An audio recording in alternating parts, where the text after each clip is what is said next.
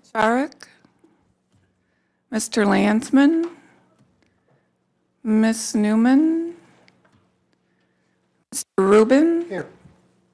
Ms. Schulman, here. Mrs. Summers, Mr. Taub. Here. Thank you, Pam. Are there any changes to the agenda? We don't approve the agenda at Committee of the Whole, but today we will because it's on the agenda. So hearing no changes, is there a motion to approve the agenda as presented? So moved. By Dr. Taub, support by Dr. Klotz. All in favor? Aye. Thank you. Opposed? None. Okay, thank you. This is our first opportunity for public comment. Is there anyone who would like to come forward and speak? Fred? Okay, take your time. You got a long walk.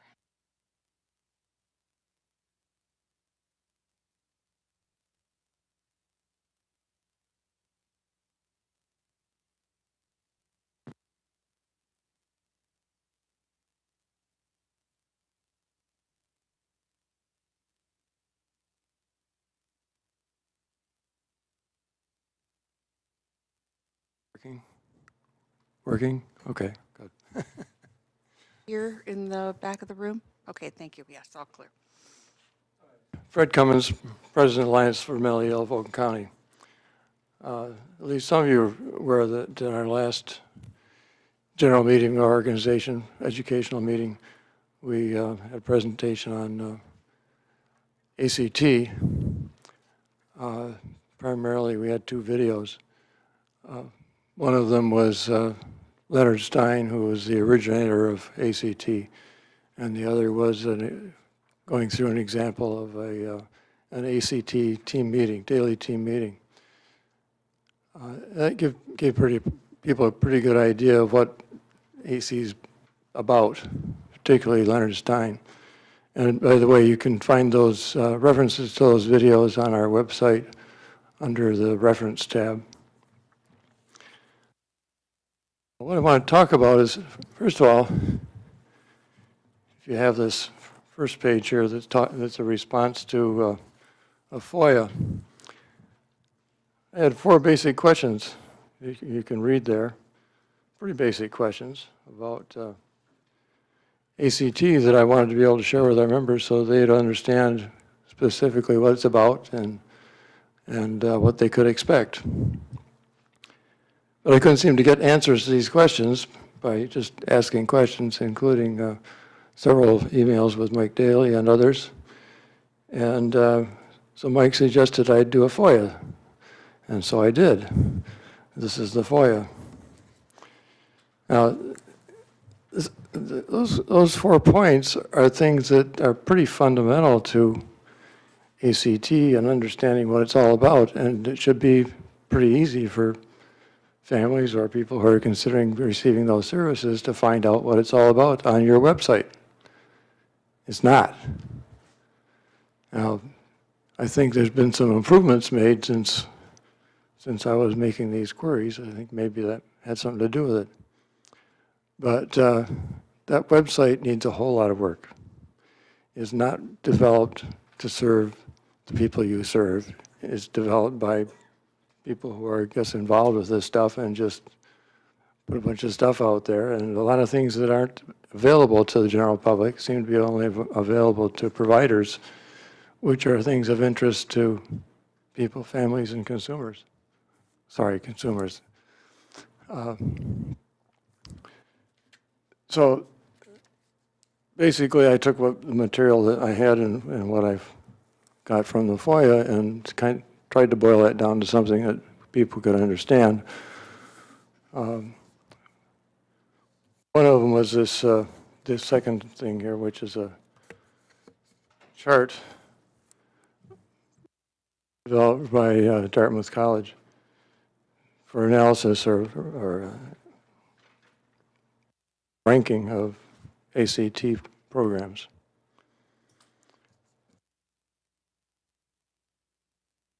One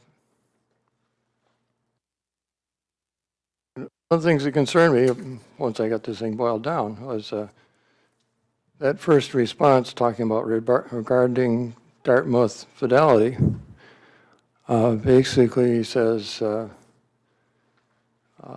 not our job to rank it. It's up to the core agencies to decide whether they're meeting these requirements.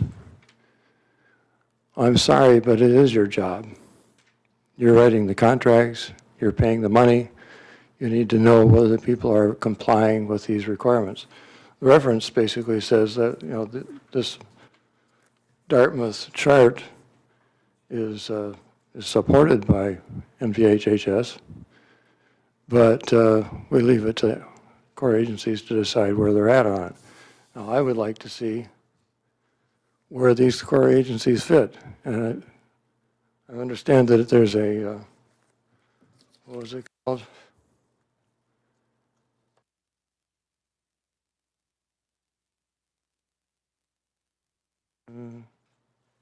A dashboard. There's a dashboard about it. Well, I don't know where the dashboard is or what it says, but I doubt that it's something that's meaningful to families and consumers about how these people rank in their providing of these services. Basically, just to explain this chart a little, basically the five columns are considering somebody who's just starting on the left column up to somebody who's fully compliant on the right column. And it's providing some stages, assuming that you're developing an ACT program. ACT is a pretty fundamental program to provide community supports for people who are seriously ill. So it's important to us. It's important that it be provided in an appropriate manner. So, again, two things. One is somebody needs to do a lot of work on that website, and they need to start paying attention to what people who walk up to this for the first time are trying to find out. Another example on the website is I tried to look up the list of service providers and so on. The tab under CLS, Community Living Supports, and it lets me pick a town. I'm not sure what the town means, but I have to pick an Oakland County town or city. And I picked Farmington Hills, and the answer was 0, nothing. Now, what does that mean? Does that mean you can't get it in Farmington Hills? Does that mean there's no office in Farmington Hills, or what does it mean? I don't know. But it certainly wasn't very helpful, and it's not very helpful to other people. That was the only one I really looked at. But you might try getting on your own website and taking a look at, if you're a family trying to figure out where to go and what to choose, what are you looking for and where do you find it? Now, a month ago when I was looking for ACT stuff, I didn't find much. The other thing about the provider list under CLS, it appears that it's focusing on housing. So it talked about whether there's access, disability access. So it sounds like it must be about houses. But CLS, I thought, was about services, not houses. Maybe you do it in houses, but. Some time ago, I talked about what I wanted to see on that site, or that list, was things like, has this provider had complaints, recipient rights complaints, particularly on any substantiated complaints? Do they have licensing violations? The licensing violations, I'm not concerned just about the house that I'm looking at, maybe, but the provider who's responsible for that house, and whether they can be trusted. Now, those are things that we looked at when we were looking at possible places to put our daughter. It was not there. One of the houses that was suggested to us that she was fairly disabled, had no handicap access, had no skills to deal with her circumstances. We later found out they had substantial licensing complaints outstanding, and later on actually had one of the houses closed for violations. I would have liked to know that when I was looking at that provider. That should be very easy to find. We did ask recipient rights if there were any violations, and they didn't know about them. They obviously didn't know about licensing complaints. So again, the site needs a lot of work, and it needs a different way of thinking about what you're providing in the way of information. Thank you.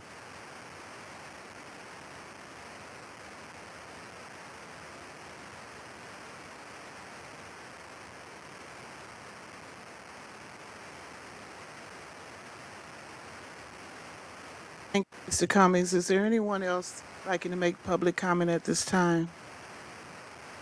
Okay, thank you. Now we will go on to our honor update.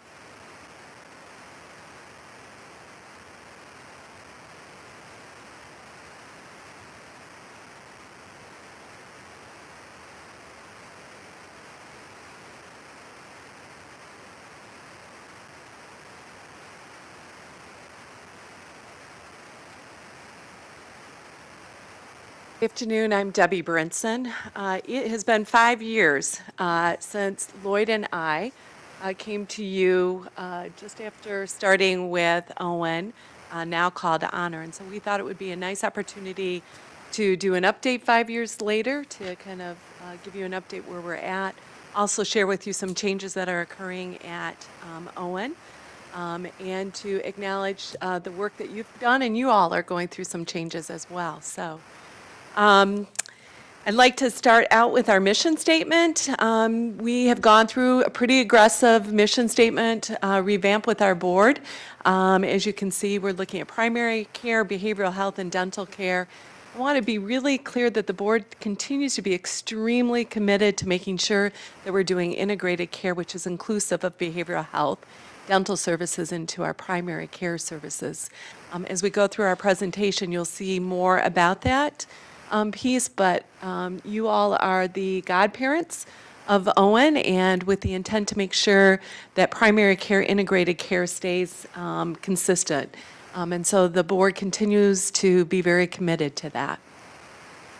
Just want to remind you of the different services. We've grown a lot, but core services still remain. So you'll see our primary and behavioral health, our family medicine site at Pontiac General, our Baldwin site. You might have heard me talk about this 2 years ago, which is our continuity clinic that we're doing in tangent with McLaren.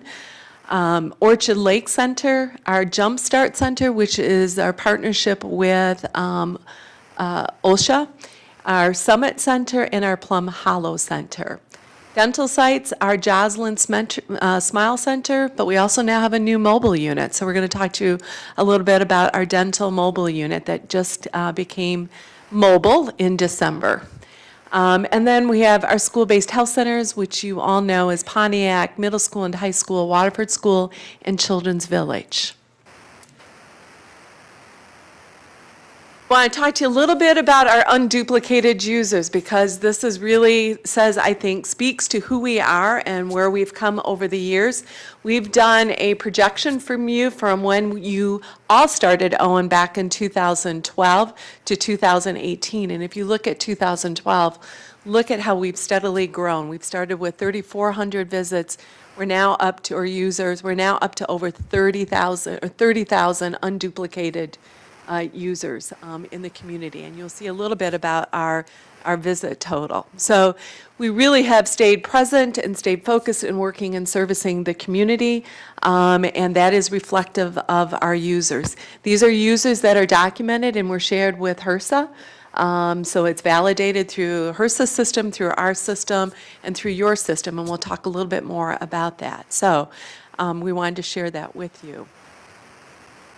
The next one that you're going to take a look at is our visits. So not only are we servicing 30,000 unduplicated visits, but we started out with 8,000 visits, and we're now at 189,000 visits throughout our system. Again, that is reflective of the additional users that we're seeing. In a few minutes, we'll see that one of the things that we take a look at as our benchmark is how many visits is that patient coming back for, and I'll talk to you a little bit about that. So, patient-centered medical home. So part of our benchmark in making sure that we're servicing as a patient-centered medical home, which means patients are coming in for comprehensive healthcare services, we're looking at a steady increase of 3.9 visits on average. So that patient coming in is coming back 3.9. Now, given some come in for 1 visit, some come in for 6 visits, but on average, 3.9 visits.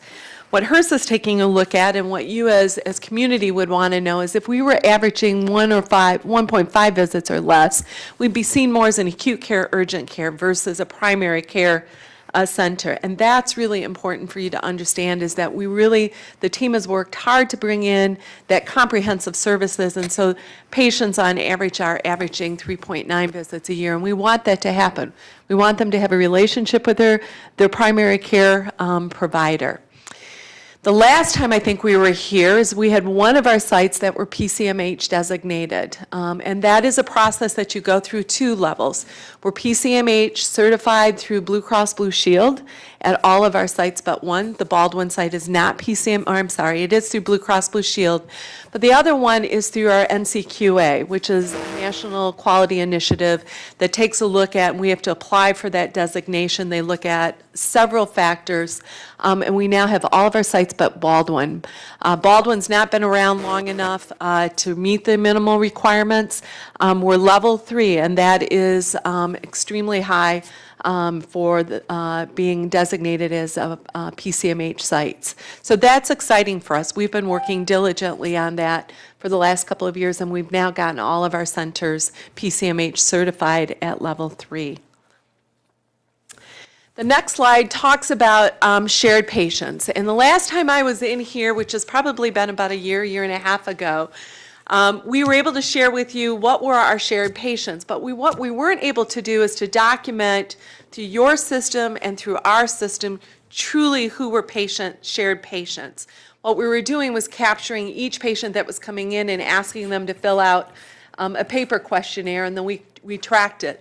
This now is shared data between your system and Owen's system. And we're really very, very excited about that. So Debbie Brinson's name and number and all of her information is now shared back and forth between the two. And as you can see, we have 55% of our patient population is also CMH patient population as validated through the system. And so we're really very excited about that. 45% is individuals who aren't in your system or new to the system or from the community. So we're very excited that we continue to have the bulk of our patients be shared patients between CMH and Owen. The next demographic really is an overview of who we're servicing. This stays pretty consistent and not unusual. So if I start at race, you'll see the predominant is Caucasians that we serve, African American, Asian. We have picked up not a large, but an increasing population of Hmong individuals coming in for care, which is good. Gender, 56% are female, 44% are male, and then age, 66 are 18 to 64, and 28% are under 18. No surprise with that when you look at our school-based health centers, and I'll talk to you a little bit about some of the shifts that we're seeing happen in population here in Oakland County as we've met with the Economic Development Corporation to see where the growth is happening in Oakland County. Next one, this is really an important piece. So remember that one of the big reasons you wanted Owen and established Owen was because we were able to get that designation. We started out as a lookalike, and as you remember, what I said is you never want to stay an FQHC lookalike. You want to become a full FQHC status, a community health center status. Because of that, when you get that full status, it allows you to get an enhanced reimbursement for seeing Medicaid patient, which allows you to offset any cost in seeing uninsured individuals pieces. So one of the things that we're tracking all the time is what our payer mix. And so one of the interesting things, as you might remember, is that when we first started, we had a really high uninsured payer mix. And large part of that is getting the FQHC designation attached to the NPIs, getting the contracts put into place so that we could bill. And I'm really happy to see that what you're seeing here is that the 50% of our patients are Medicaid patients. 14% or 16% are Medicare, which is it's higher than the average. On the average, what we see is about 5% are Medicare patients in the general FQHC world. In our community, it's 16%, and there's some reasons for that, and we'll talk a little bit about that. And then 14% are private, and then another 14% are self-pay. We're seeing that self-pay increase a bit, and that's not uncommon with what we're seeing across the board with FQHCs and in private practice. It's getting much more cumbersome to become qualified for Medicaid. That's probably only going to continue to be true until they can make some changes in there. We're seeing the Medicare rate steadily increase as well. We'll move on to the next one.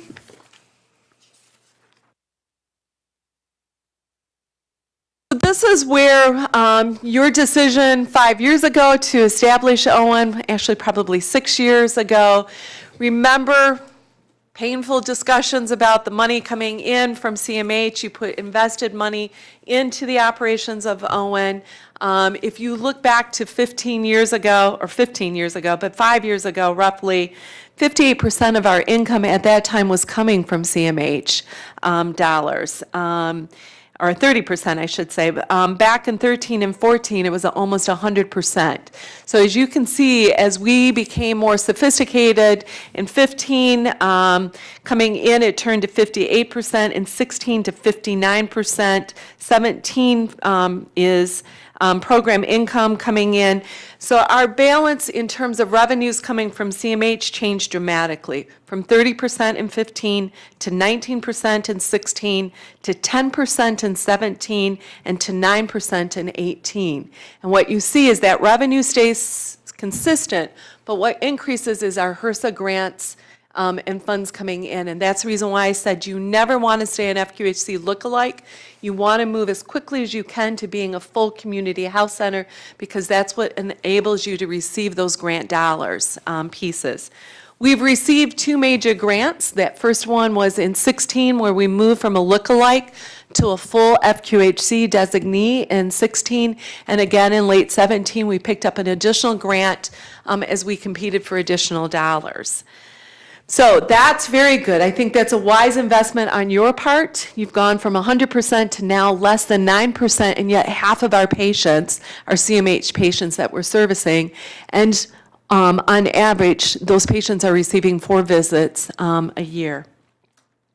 Quality indicators are the next one that you want to take a look at. We're very excited about those quality indicators. Access to prenatal care is important.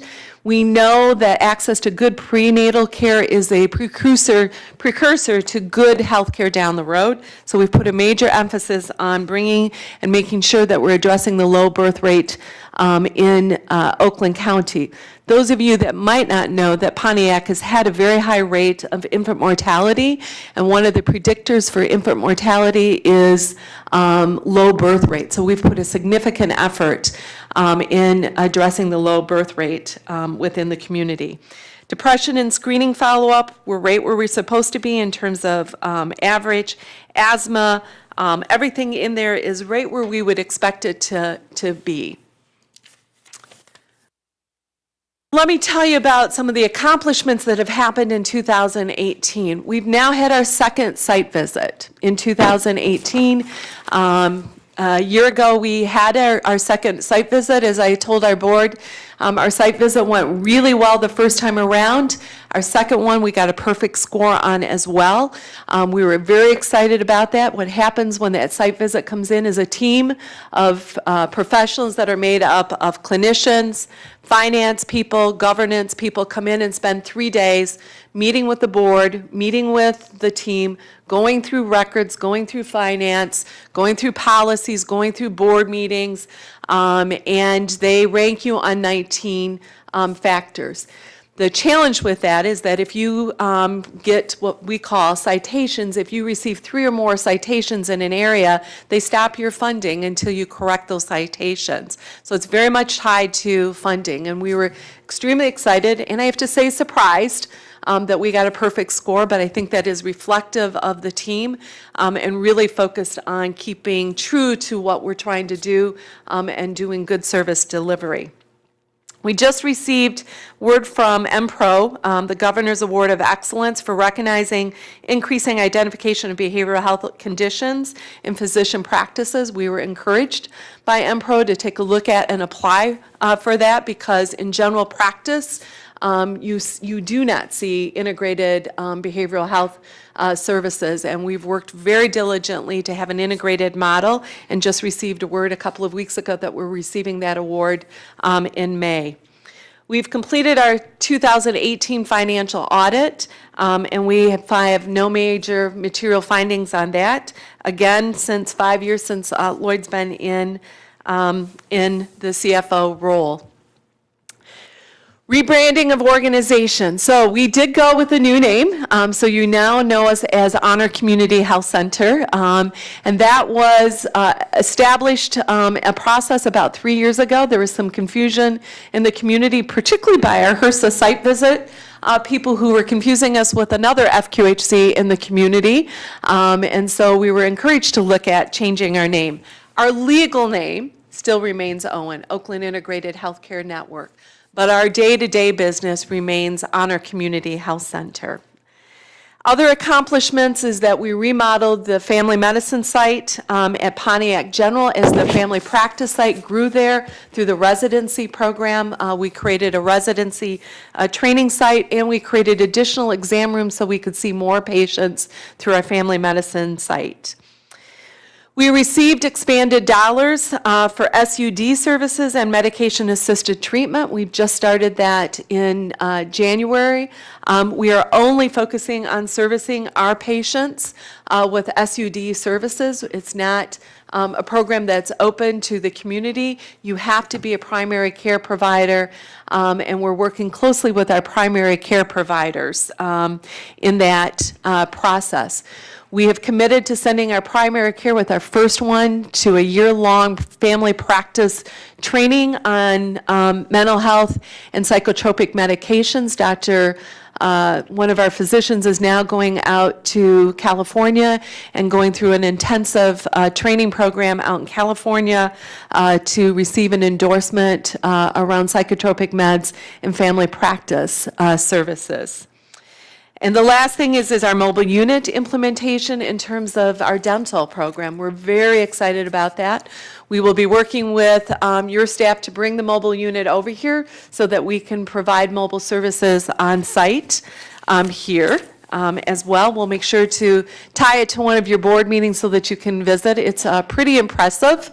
We have a dentist on there, a hygienist on there. We're doing cleanings and certain level of restorative work. More specifically, our OB prenatal program, again, we've really focused on that program to address the infant mortality rate through increased birth weights for children. We're very excited to announce that 90% of our patients have delivered with a positive birth weight in 2018. That's significant. We have a strong partnership with St. Joe's, with McLaren on our OB delivery program. Healthy Miles mobile unit, we've been out to visit many of your core providers in putting those services through our mobile dentistry program there as well. Quick updates, 2019, we will be adding physical therapy program as part of our program in delivering services related to pain management services. We will be expanding our adolescent mental health program into the schools. Philip has been working, our COO has been working diligently with a team from CMH to look at risk stratification and case management. We're sending all of our support people through case management focus. What is different for you as a CMH provider is that you do have case managers. They go through and receive payment for case managers. In the primary care world, that is not true. You do not get reimbursement for case manager services or case management services, but we are creating what we're calling health navigators, and we've had those in our sites. We're now, though, sending them through case management services with a focus on primary care services as we move to value-based payment. So a couple things that you should know as we look at data. The number of new patients is plateauing. There is not, unless we add additional sites, we're at capacity for the most part. Can tweak and add probably 3,000 to 5,000 visits, which is maybe about 1,000 additional users, but we're plateaued out with the network that we have. Medicaid work requirements will have a profound impact on the patients that we're servicing. So for some of your patients, or hopefully most of your consumers, they won't, that they will be exempt out as long as they get in terms of a qualifying factor or diagnosis. We want to make sure that they get that qualifying diagnosis on the records with Medicaid so that they do not have to do monthly work requirement reporting out. The state's moving to a monthly requirement reporting out. We know there's a new governor that wants to make those changes. We also know that the legislative body has not changed. So we're moving forward as if there will be minimal program requirements. And so we are working diligently to make sure that our CMH patients have a diagnosis on record so that they're not having to do that monthly. The concern that we have is that they only have 2 opportunities to do an opt-out in a year's time, for whatever reason that may be. So if they forget to opt in and they forget to register that they've been in, they've gone in and they're meeting their 20-hour recommendation, or they forgot to get the qualifying factor, they only have 2 opportunities to get that on record as of right now, how that's set up. Why that's important to us is that if people lose their Medicaid, it means we lose the enhanced reimbursement rate. It means they move to a non-paid rate. It means that they have to wait till the open enrollment process opens up. So we're working with our partners, our core provider partners, to make sure that they understand and diagnoses are put on record, but we are working diligently on those other patients that have Medicaid that need to meet the minimum program requirements. And expected that more than half of patients will continue to be CMH patients because of our relationships with the core providers. One other thing that you should know is that we've spent some time working and talking with the county economic development to take a look at what the population base will look like over the next 20 years. And where they see Oakland County growing, unlike other communities, is actually in the senior citizen population, those individuals who are 55 and older. And that is really important for us to know that, because it means we need to have a strong set of services available to servicing individuals who are 55 and older. That also looks true if you look at our demographic information. 16% of our patients are transitioning from Medicaid to Medicare. That is unheard of in the FQHC world. The average is 5%. So we see this shift already starting to occur in Oakland County, and our board of directors will start going through strategic planning over the summer, and something that we'll want to take a look at. It'll also be something that we'll want to take a look at with CMH. We'll want to go in and do a deep dive into what does the population look like for CMH patients going forward, that 55 and 60 older piece.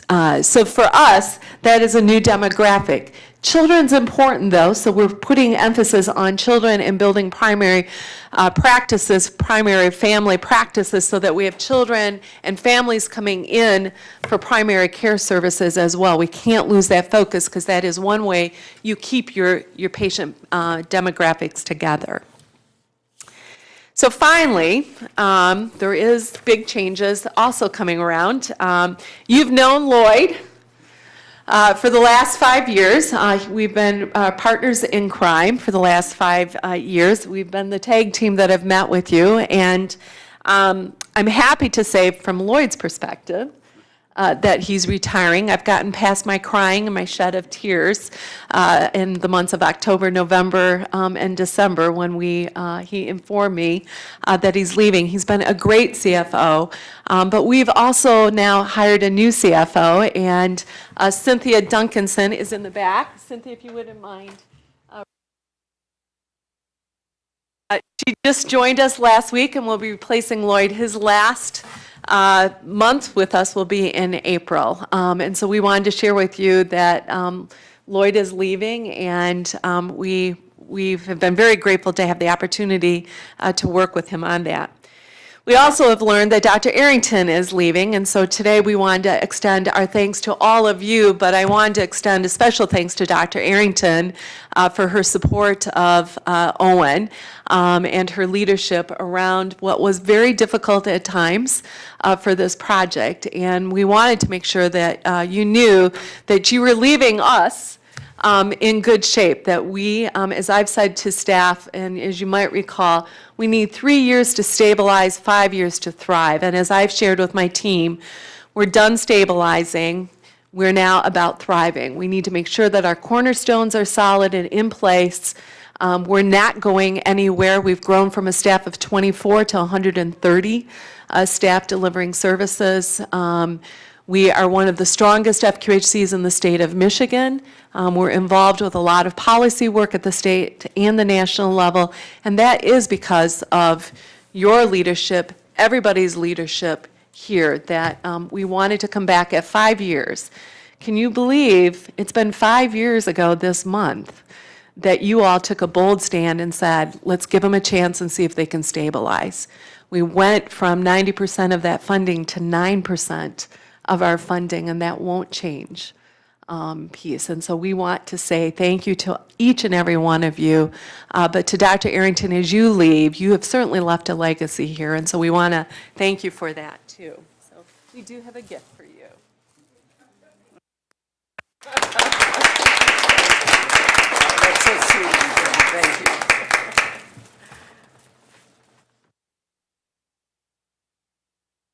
I just want to make a quick comment. This is a mutual admiration society.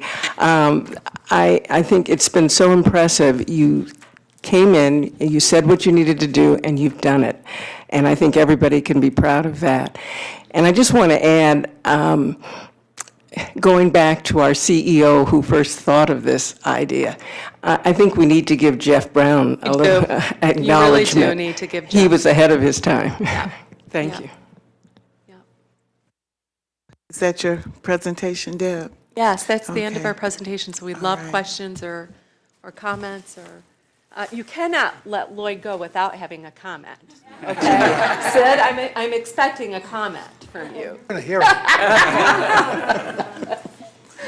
Well, Lloyd, did you want to have some comments before we open it up to the board? I'd like to thank everyone here for funding Owen to give us the opportunity to hit those numbers that we just showed that we've hit. And it's been a very exciting time, challenging time, and fun time. We do a lot of things at Owen, and we have fun while we're doing it. So I've enjoyed working with Deb all these years. Probably wouldn't have made it without her being here. I've seen some other CEOs that haven't quite gotten the job done, and Deb gets everything done when she says she will. So thank you, Deb. Thank Okay, you. I can get you, yeah.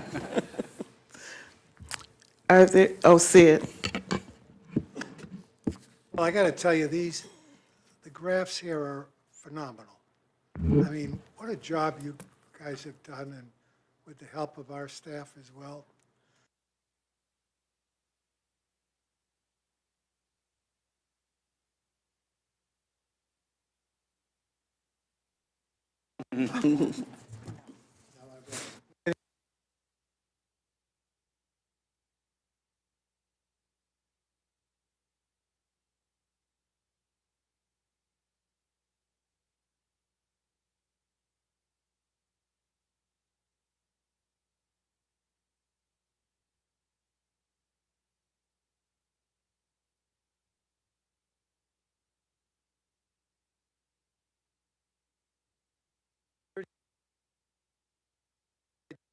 By 3.9, would that equal how many people? Remember, it is those individuals that have one visit and those individuals that have 6 visits. So on average, so if you do that, it'll get you close. Very hard.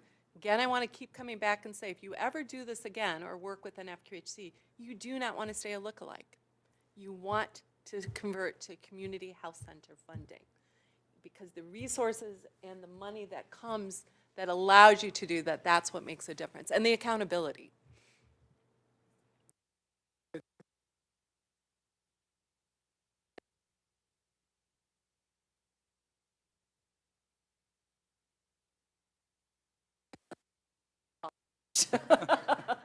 All gray hair here. Really, it's impressive, what you pulled off, because the odds were against this project, and you made it, both of you, with your staff, made it happen.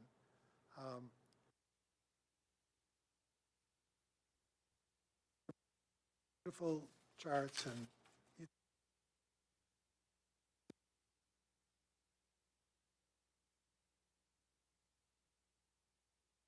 Going to ask for money know that. in a long time. I know that, I get it. And I never will. I can see that, but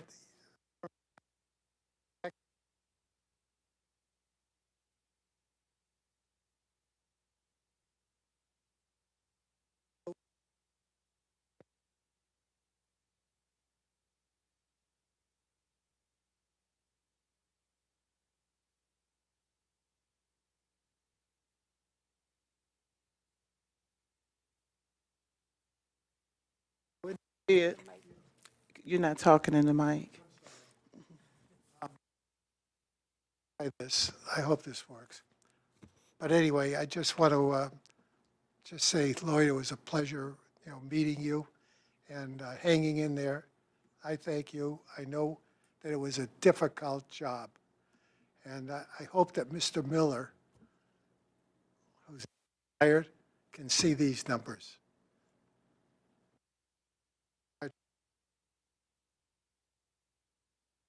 Are there any other, Judy? Congratulations. This is a remarkable accomplishment. You made the tough changes when you needed to. It was everybody holding their breath and hanging on by fingernails for quite a while, but what a wonderful payoff. It's remarkable. I've always been especially interested in your dental program, and I was just wondering if you had any separate data just on how many people you have that are accessing the Jocelyn Smile Center. I would really like to know that. I've had so many positive responses when I've recommended. So I think it's something that I know you're proud of, but you can feel that the community feels the same way. But I would be really interested in knowing about how many people are accessing that. So congratulations and enjoy your retirement, Lloyd. Any other questions or comments? I can't let you go without thanking you.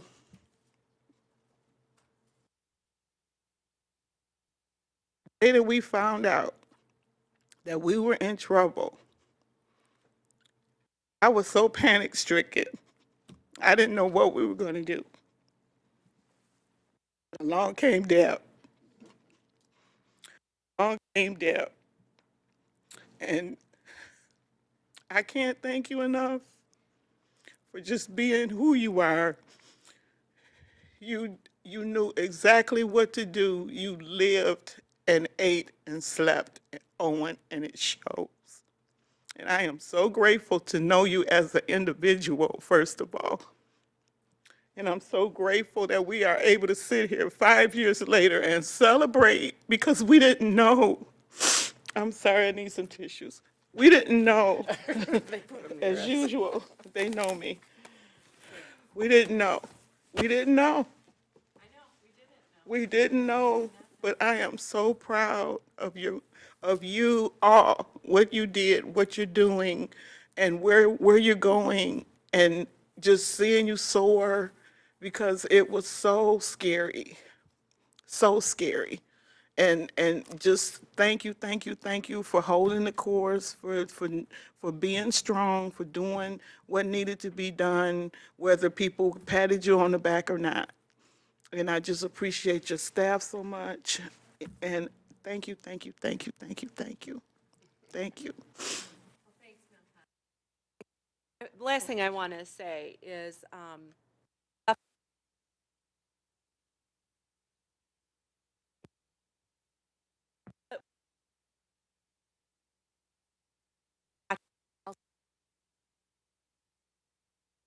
they were there with us through some not necessarily thoughtful comments or suggestions on our part when we're like, okay, just give us some time to do this, we can do this, and having to mediate between everybody on doing that. And I want you all to think about the changing point, and I don't think you ever realized this, was when Willie and Kathleen agreed with McLaren to send the money over to match it. I don't think anybody ever realized that that was the turning point. When McLaren stepped up and said, we will take this money, we will match it, and draw down additional dollars. And Willie worked that out through you.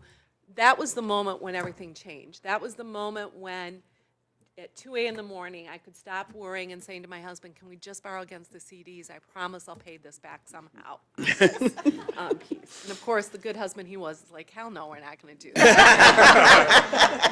But McLaren did not do that. McLaren stepped up, and I will never, ever forget McLaren calling me and saying, listen, we will take this money and we will match it, and we promise that it will come back. And that was the moment it changed. So remember, your $1 million leveraged another $2 million, and that what bought us time to get our feet on the ground to become an FQHC. So I want to say thank you to your team. You've got a dynamite team.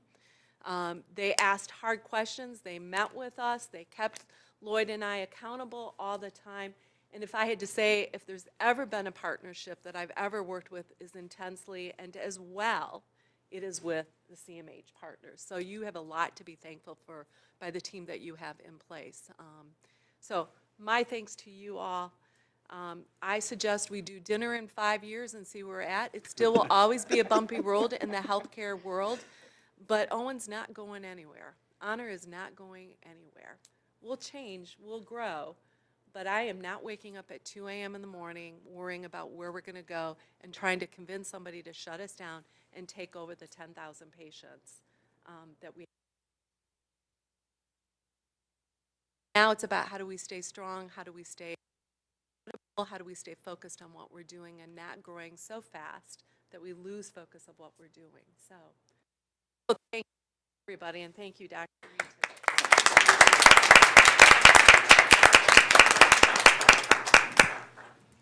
Thank you, thank you, thank you.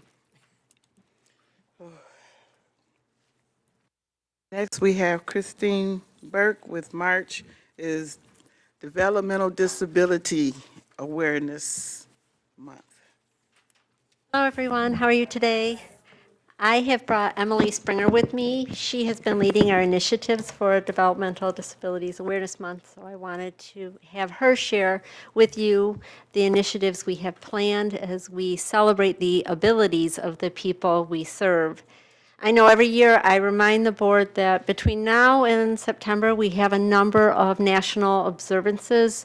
We do this in a variety of ways. Sometimes we have an event, sometimes we do proclamations, sometimes it's just a media campaign. This year we are going to do an event. However, we were very fortunate.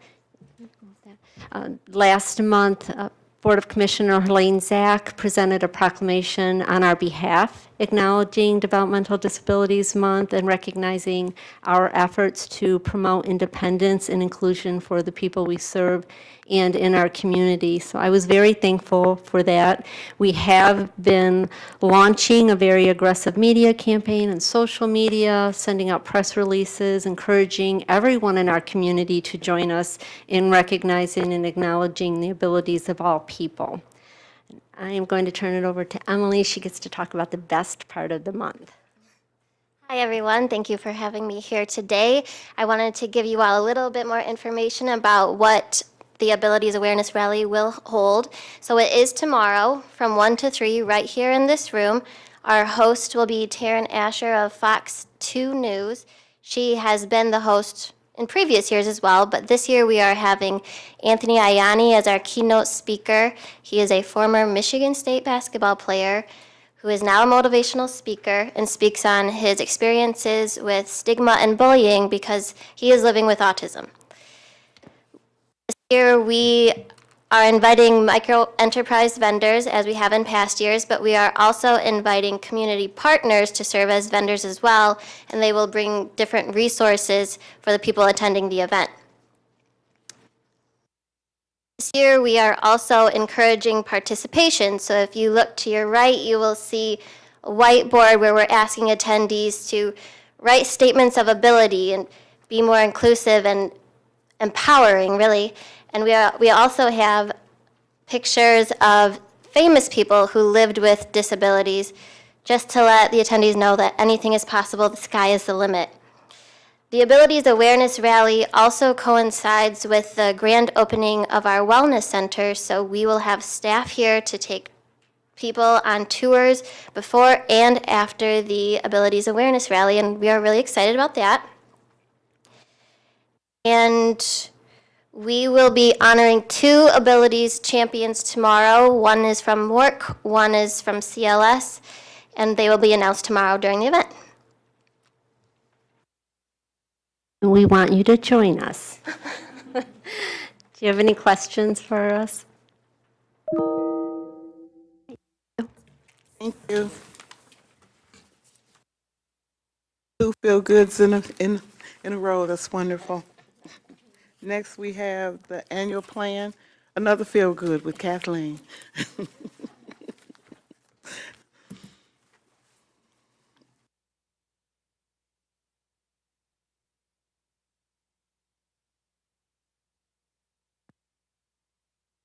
Good afternoon. As you can see, I am not here alone.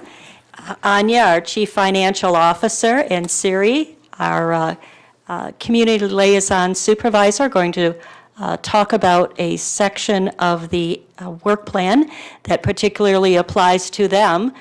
This is the second part of our year-end report. It is the year-end report for FY18. And as many of you know, we've gone through the strategic planning process, and we have 7 priority goal areas.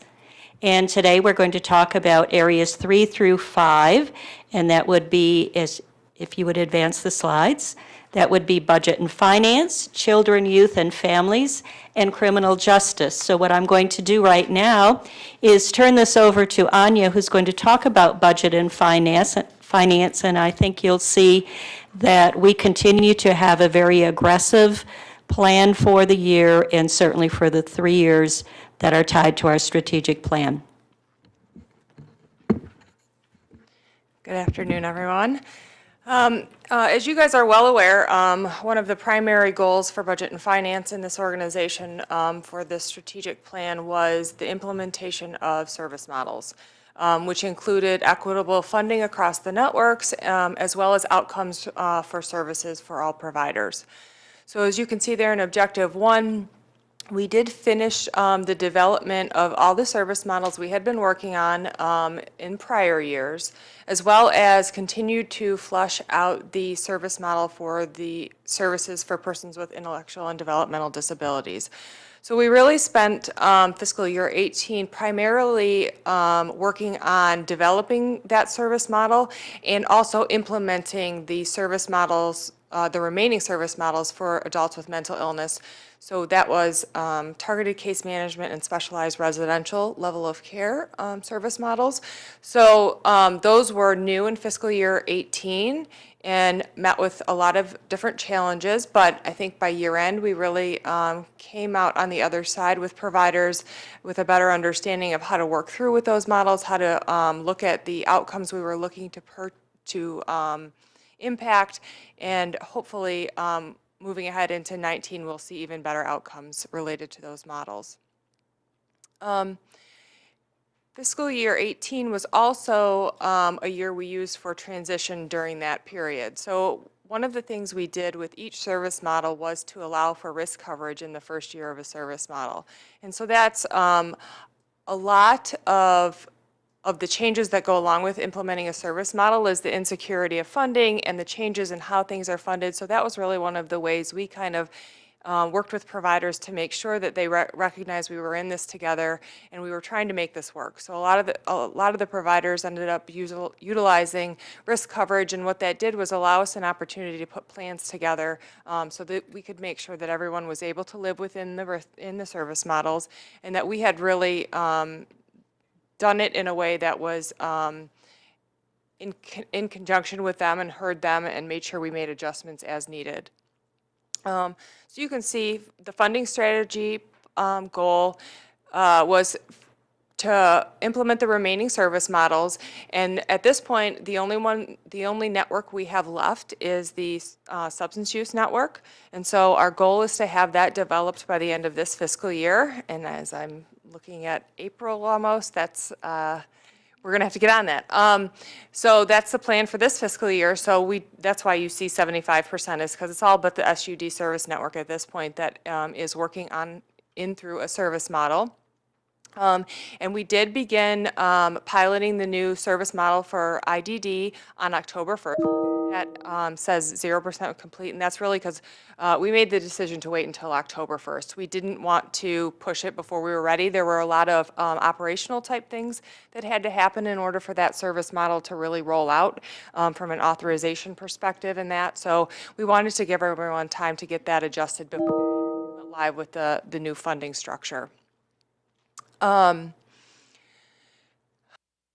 At objective 4, what you can see there is one of the things we've started doing with service models that are in place is annually we take a look at what have we learned this year, what kind of outcomes are we seeing, what input do we have from providers in order going into the next fiscal year to adjust, whether that be rates that really just aren't cutting it, or outcomes that were kind of unintended, or outcomes that didn't meet the expectation. So on an annual basis, we really are looking at each of them and getting input to better understand kind of, did we get what we wanted out of this? And so we did that in fiscal year 18 with the models that had been implemented prior to that date, and continue to do that on an annual basis with each of the service models.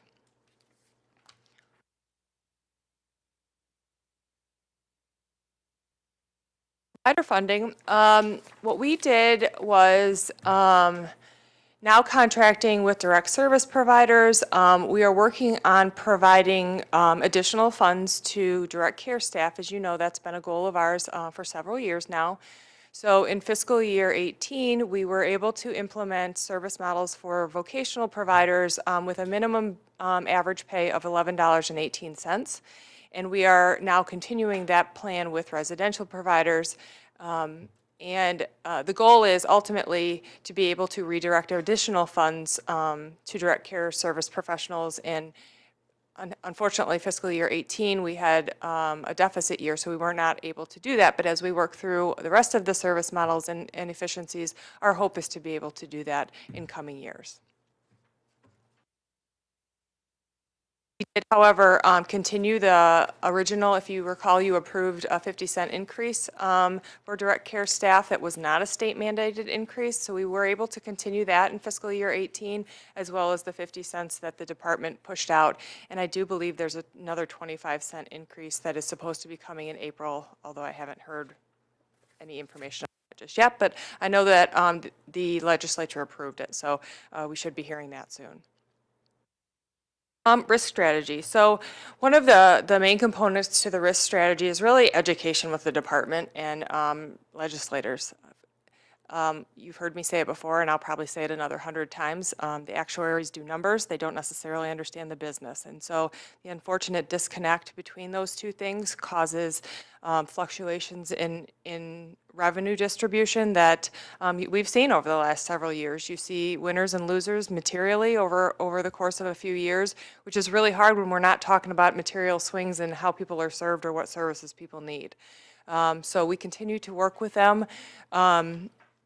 any opportunity we get to not only educate, but also go meet with the legislature or any people that have an influence to make sure that they really understand the needs of individuals that we're serving and the impact of the funding that is provided through this system.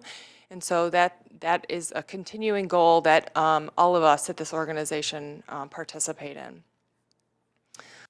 The other thing we work on is working with local partners such as Honor in order to make sure that when someone doesn't qualify for services, we have an alternative. And so we've worked with Honor, and we've also worked with some SUD providers in order to make sure that we are able to find a different landing for people if we are no longer able to serve them, like the situation when we had the general fund reductions. So that's gone well, and we really appreciate the community partners that we've been able to work with and plan to do that going forward.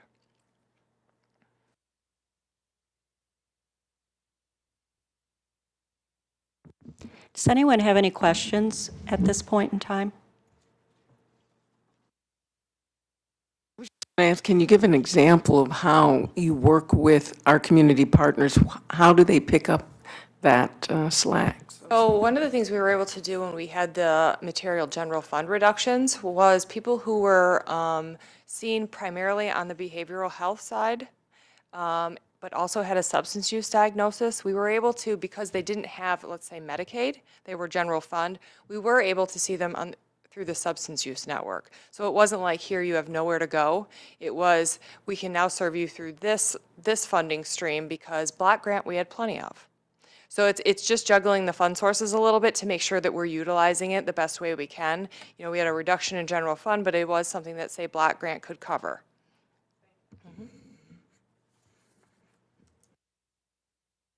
Okay, so now I'd like to talk a little bit about children, youth, and families. That has been a focus of the previous 3-year strategic plan, and so I'm going to wrap up some information about them. We wanted to focus on infant mental health, in particular taking a look at assessments for kids 0 to 3.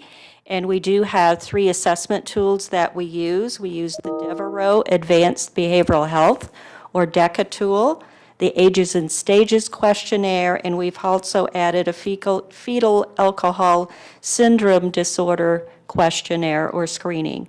So we continue to focus on the young kiddos, if you will, in our network and support the providers who also support children, youth, and families.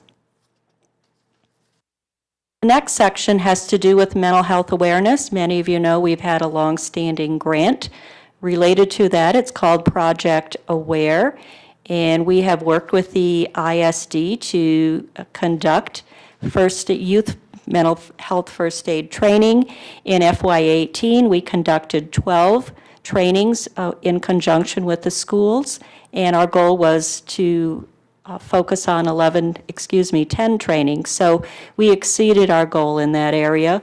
We also wanted to work to continue with the county referral-wide process, and through Project Aware, we have, and working with the school and behavioral health agencies, we have a presence in the school systems in 3 areas, and I believe that Deb Brinson talked about that earlier. So we're very proud of our work with the school systems and the continued awareness in youth mental health first aid. Peer support continues to be extremely important to us. I know we've recently had a lot of conversation about the number of peers that we have working in our system. Over the last number of years, we've focused on building out peers to support people in all population groups. This particular slide talks about our youth peers, and we do continue to have those youth working in all areas with all providers who support youth. And I'm proud to say that they've been involved in adventure groups, dialectic behavioral skill groups, and they are working with juvenile justice. And we just received word within the last week that I believe at Easter Seals, 2 of the youth have now been employed by them for 3 years. So we are celebrating their presence and the effect that they've had on our network and in their support of their peers and the youth who are in need. Transition planning, many of you know we've had a long history working with the intermediate school district about planning for youth from school age into adulthood. We've had some waxing and waning of the work that's been done. We've re-engaged the school system, and we are now working with them toward redefining what that particular transition work group is going to do. So we want to improve those outcomes. I'm happy to say, I believe Annette announced it at a previous meeting, that the Developmental Disabilities Council did provide a grant to Community Living Services, so they'll be working with the schools on school transition, in particular to self-determined arrangements, as well as talking about supported decision-making so that not all youth who come from the intermediate school district end up having a guardian, when indeed we want to first and foremost support them in their civil rights. Next area has to do with suicide prevention. You've had several presentations relative to the Youth Suicide Grant. We continue to report the grant quarterly as required by our grant maker, the department. And we also, if you'll advance the slide, continue to participate in various forums related to suicide prevention. We know that we have a lot of work that we're doing with our public health division, the coalition, the broad-based coalition of providers, and the intermediate school district. And so we will continue to focus on that. I'd like to say that we've seen incredible improvements in the area of suicide reduction, but we still have a ways to go. And so we will continue to focus with our community partners to improve the services to kids and reduce the deaths through suicide. The next area, any questions, related to this area? Does anybody else have any questions? Just one about the youth peers. How many total do we have working in the system now? I do not know at this point in time, but I can get you that information. I do know that we have youth at, certainly at OFS as well as Easter Seals. Thank you. Thank you. Any other questions?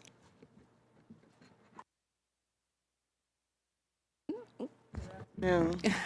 I'll be providing you with some information in regards to our criminal justice initiatives.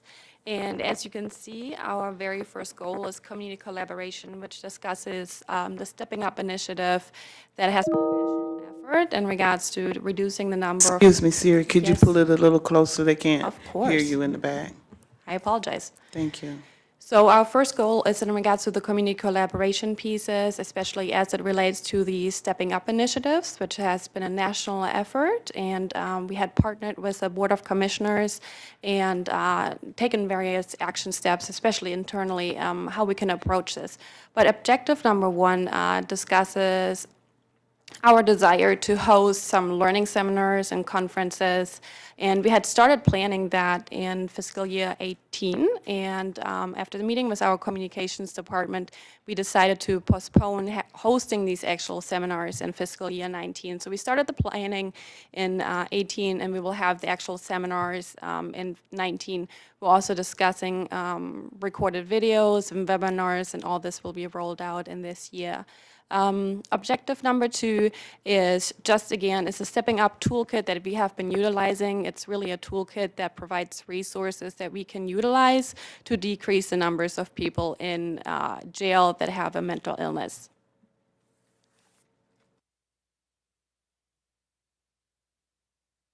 Our criminal justice diversion efforts, the goal primarily has been around identifying funding and then, of course, continuing to increase the numbers of successful diversions that we have in the community.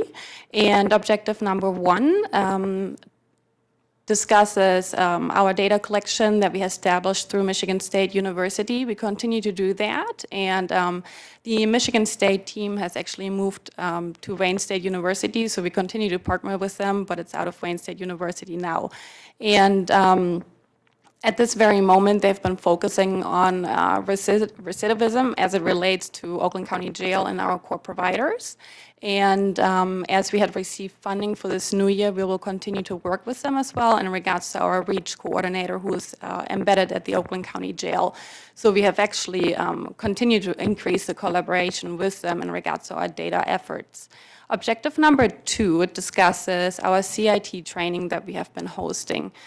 We continue to discuss with Oakland County Sheriffs and with the Oakland County Sheriff's Office how we will host these trainings, and we continue to host an annual training. Previously, we had used a consultant through Kalamazoo County, and we've brought that actually locally now that we consult with a lieutenant in Oakland County in regards to these training efforts. Objective 3 is in regards to our REACH position that I had just mentioned in the Oakland County Jail that has been embedded since 2016 and continues to go very well.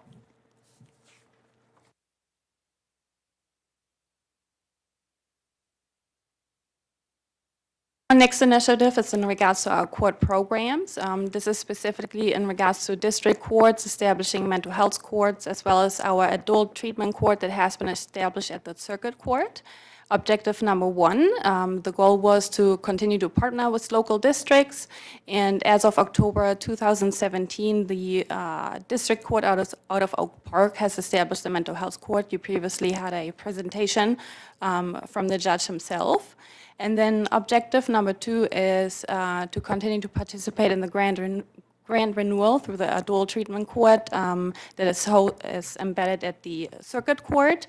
As far as that goes, that is 100% complete. It continues, and our interlocal agreement between county as well as OCHN has been renewed, and it's now set to expire in 2020, I believe. Yes, 2020. And then objective number 3 is in regards to our data tracking as it relates to Kevin's law. We're expecting some changes in the code. So at this time that has been paused so we can see what changes are actually coming down. And we're expecting those changes to be announced March 28th of this year.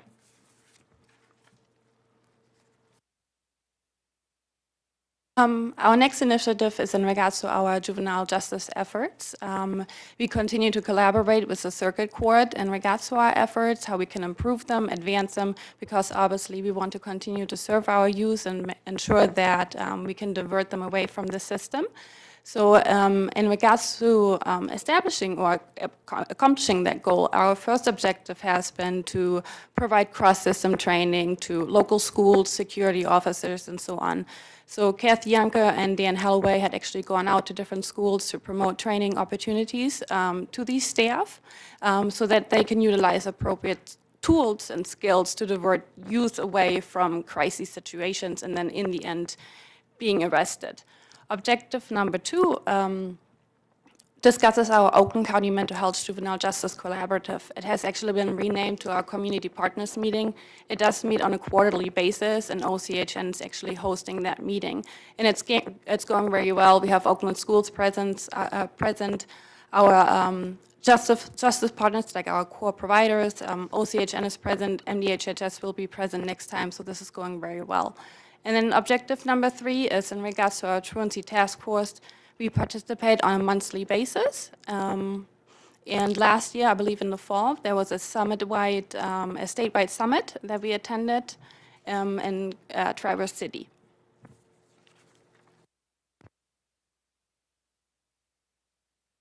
And then lastly, Objective 4 discusses the School Justice Task Force, which is hosted by the Chief of Youth Assistance. We continue to collaborate with her and be available as needed, but their planning does sit with Youth Assistance and their chief. Then objective number 5 is in regards to a grant that we had previously presented to you, where we are implementing the MAZE at the circuit court, which has since then advanced into school initiatives for our criminal justice piece. Are there any questions for our presenters? And thank you, ladies, for a good report. Thank you so much. Next on our agenda is the annual rights report with Vicki Suter.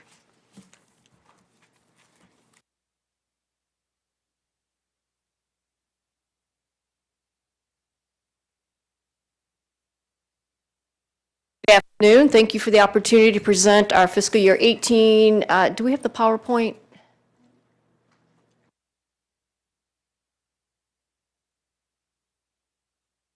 This is, the PowerPoint is an attempt to give you a picture of what the report, the information in the report. This report is a requirement that we submit to the state each year. Also, the PowerPoint, I attempted to give you some a picture of other data, information, and comparisons.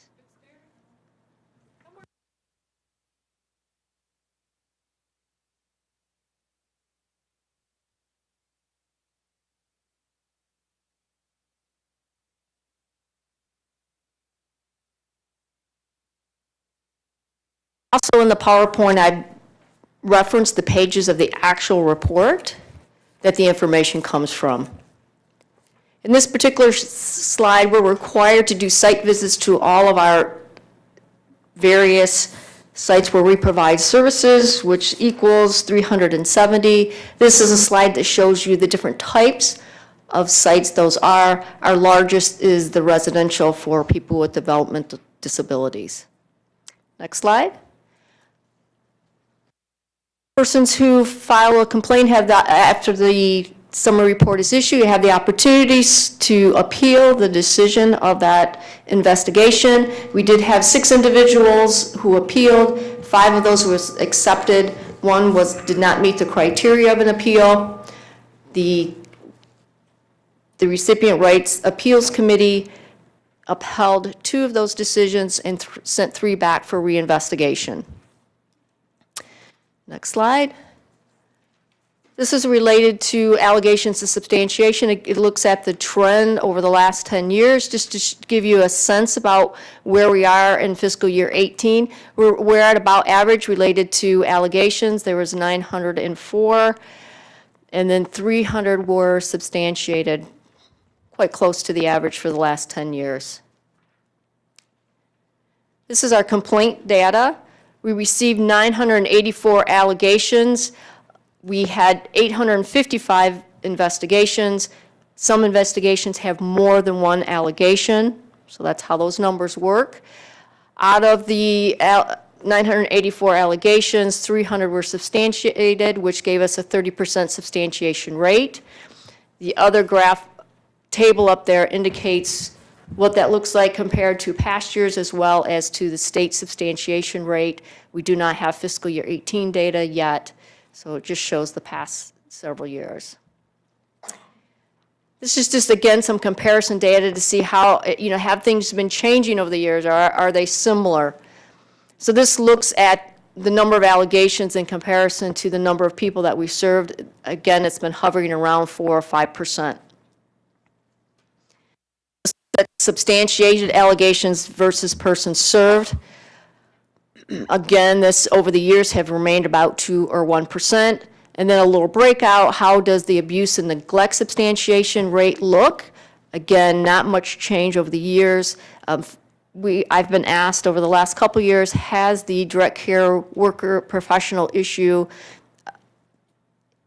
affected abuse and neglect substantiations? And as you can see, it hasn't changed that much over the several years.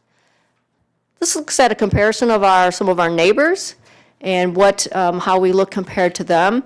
Our substantiation rate is very similar to Detroit Wayne. Macomb has always been an outlier. as far as the number of allegations that they receive as well as their substantiation rate. And this looks at the number of complaints that we receive versus the number of persons served. Again, we're very close to what Detroit Wayne percentage is, Macomb much higher than us. This next slide looks at our complaint source, so who does the complaining, who fills out the complaint, and the majority of that, well, there's a pretty good mix. You look at last year's or 2017 and 2018, the mix has not changed too much. The persons that we serve is at 22%. Staff throughout the network is at 25%, and recipient rights office is at 30%. Many of the complaints that we open might come off an incident report, and so the rights office becomes the complainant related to that. Time frames for investigations. So a bulk of the time, the length of time to complete a rights investigation, 68% are 90 days or less. We have a small percentage that did go over 90 days, 3%. That is a decrease from the previous year. We anticipate this year it will be 0. That's our goal. I'll talk about our goals in a minute. And then this looks at the 5 major violation categories. It just shows they typically are the same. Neglect tends to be the neglect category 1, 2, and 3 tends to be the largest amount of complaints that are substantiated with treatment suited to condition, abuse, and then dignity and respect. This looks at when a complaint is substantiated, there has to be remediation. What will happen, and so that the allegation, the violation will not happen again. And this gives you what are those different remediations. One substantiated allegation can have more than one remediation. So that's why you see large numbers in several areas. So the bulk of that is training, employee termination, and written reprimands are the largest categories. And then this looks at, for those substantiated violations and the remedial actions, who were they impacting? And we can see that persons with developmental disabilities is the largest portion of individuals served. That is related to, that is the largest group of individuals that live in licensed settings. Home and community-based waiver is also persons with developmental disabilities. Then we also have to provide training and also do additional training that we think is important for our network. So the face-to-face to recipient rights training, we provided over 5,000 individuals with that training. And then we require that individuals do an online yearly update on rights training, and almost 6,700 individuals completed that training. These were our goals for 2018. We wanted to decrease any rights investigations that went over 90 days by 100%. We did not, as you saw, we had 3%, so that is an ongoing goal. We wanted to continue to collaborate with Southeast Michigan OR's office. We did do that. We shared hospital policy reviews as part of the assessment process. You have to review every 3 years all the policies related to recipient rights for each hospital that you use. It's typically 20 to 22 policies per hospital. So we worked with Detroit Wayne and shared that effort. We also have been working for a couple years on developing the content for the Rights Online training. We have finished that content. It is now with our communications team to put that together in an online training. And then we offer recipient rights training opportunities. We're fortunate that Jean Fettner is our recipient rights manager, and she also has an extensive training background, so she has created trainings that are beneficial regarding topics for rights specialists throughout the metro region.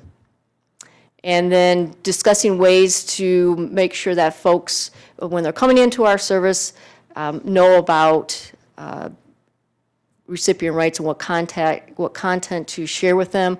We have discussed that, and we have decided that our peer rights allies will be presenting that information, doing some follow-up with individuals that become eligible for our services. Our outcomes for 2019, our continued goal is 0 investigations over 90 days. We really are looking to actually shorten overall the time it takes to complete our investigations, and we've been working on that since October, and data that we can look at and exploring ways with our staff on how we can reduce the overall days. Implementing the online training, as I mentioned, providing rights information, so that is going to be starting very soon here in the next month or so. Our peer rights allies will be following up with individuals after they've received the orientation letter to provide them with some basic information. And then our RAC committee had recommended that we do some kind of rights conference or training, and that is one of our goals, and we have started the planning for that. The date for that will be June 21st, and that will be for individuals that receive services. Is the report for fiscal year 18, and happy to take any questions. Lois. Just wanted to ask, how do we follow up with people who have filed claims? And I guess the question is, if the claim is substantiated and then brought to resolution, how do we follow up with people so that they feel not only that they have rights, but that we're really listening to them and are concerned? So typically, the individual that it involves is interviewed in the investigative process. They also receive a copy of the summary report once the investigation is completed, and if it's substantiated, the remedial action has been completed. So they will receive that summary report of what occurred and what was the outcome. In most cases, do you find that most people that come to this point, because I assume it's a difficult thing to do, to file a recipient rights claim? Can be. Yeah. Do you feel that we are hearing them and then giving them support they need as they go forward, even if we're not substantiating their claim? Yes. Okay. Folks have the opportunity to appeal or call our office. Also, the rights specialists are assigned to territories, and they are going out to the various license setting on non-investigative visits just to chat with people and, yeah.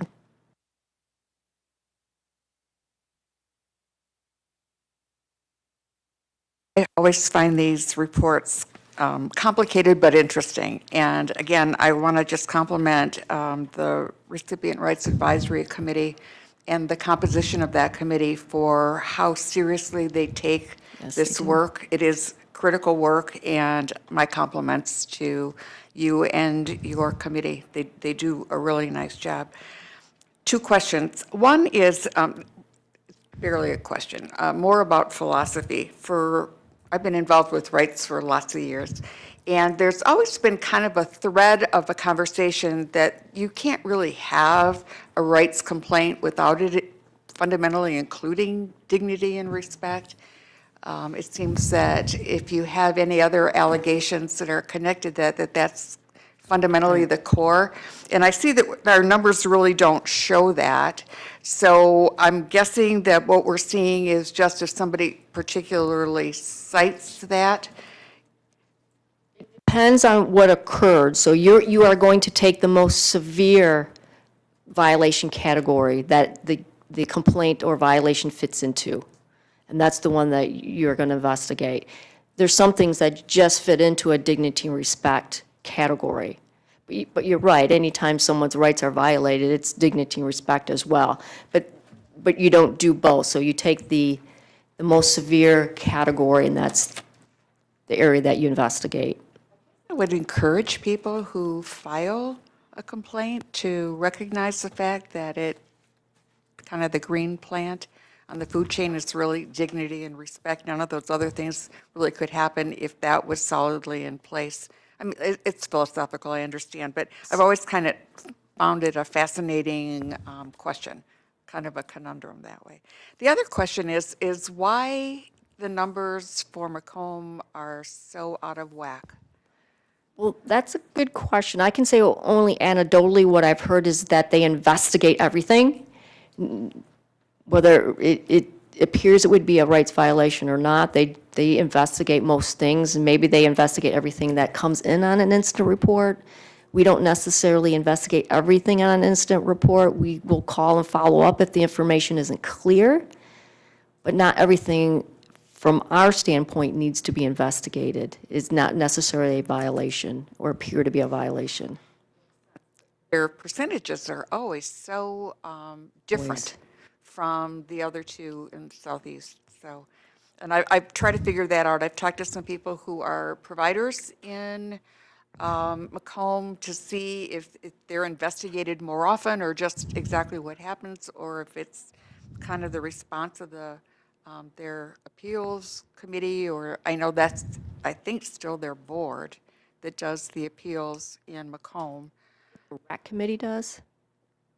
Well, maybe not. There was You a might be time right. You might that be where right. It just could the be. appeals committee was in fact the full board, but it always has been a considerable outlier, not by a small percentage. I mean, sometimes 3 times or I know. more, so. Much more than Various- Detroit Wayne, who Detroit Wayne In serves. the vast numbers of persons served, you Correct. would think that could be, Correct. and Macomb has a more modest number, so. Just curious to know if the thinking had changed. Thanks. Adam and then Annette. I may have missed it. How many peer rights allies are currently working? We have 3 who work part-time. About their role Sure. and what they do?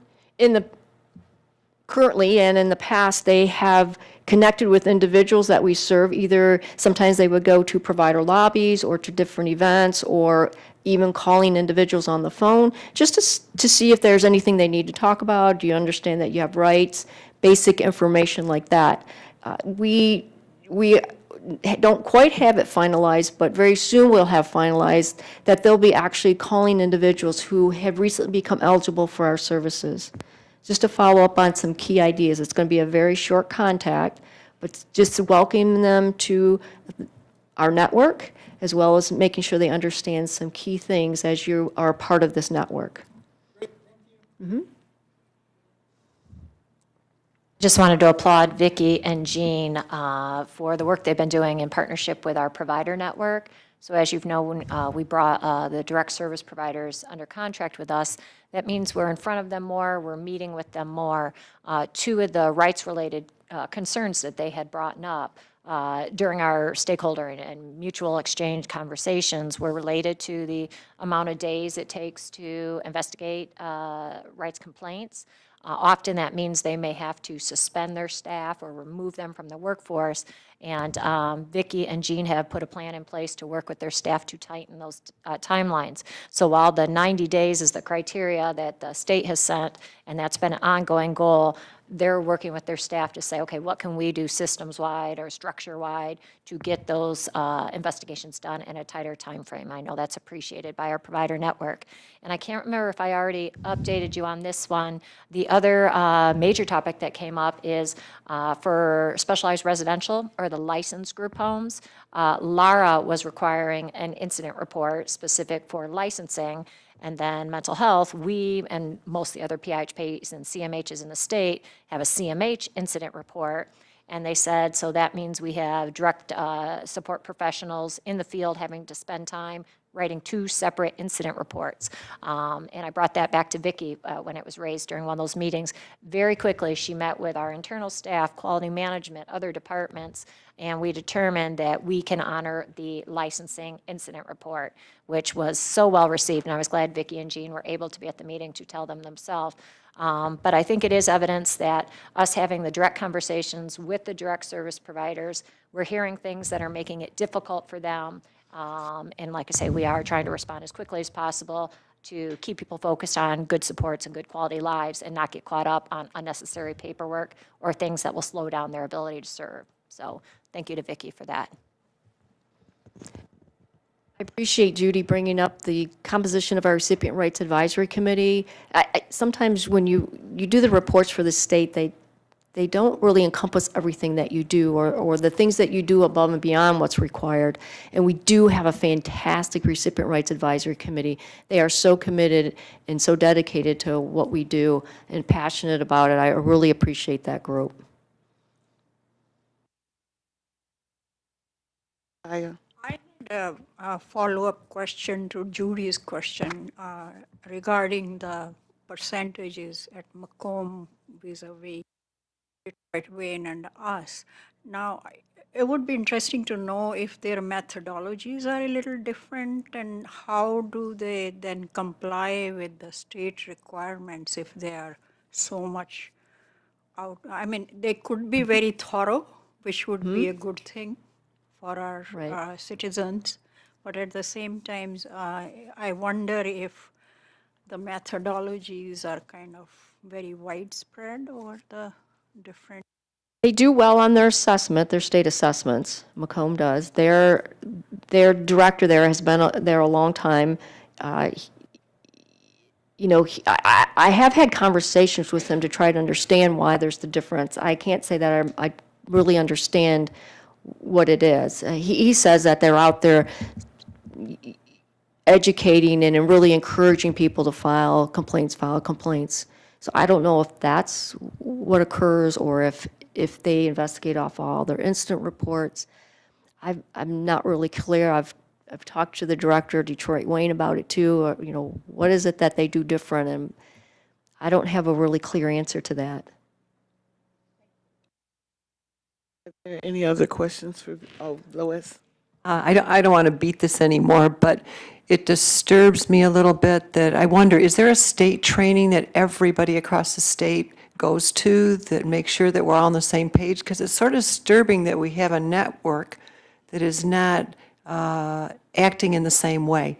So I guess since you were so effective on this other issue that you brought up, that maybe that you can somehow reach out to say, we need a training that we're all on the same page, we're all doing these rights complaints the same way. So it's something in the future, but I'm just saying it is sort of disturbing that we have differences, and I'm sure in the other PIHPs that there are probably other differences in how the complaints are being handled.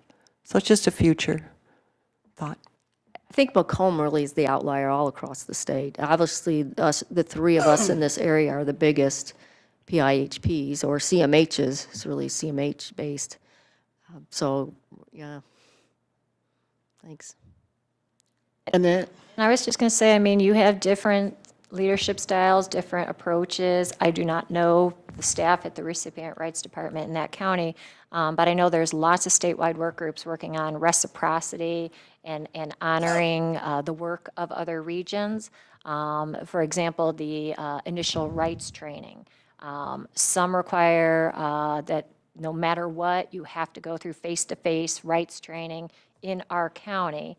The state's trying to move towards an effort at more efficiency. If an employee were working in Wayne, that if they came to work in Oakland, we would say, well, they had the face-to-face training in Wayne, and therefore we will honor it here in Oakland. I've heard Macomb's more hesitant to do that. They want, you know what I mean? So there's just different places that embrace different approaches. And I think it's been an outlier for a long time, different from all the other PIHPs. And it may just be a product of a specific leader that chooses to implement policy in a certain way. Is this whole thing of speaking with one voice that we're trying to get to so their advocacy is more powerful when the outside world looks at us.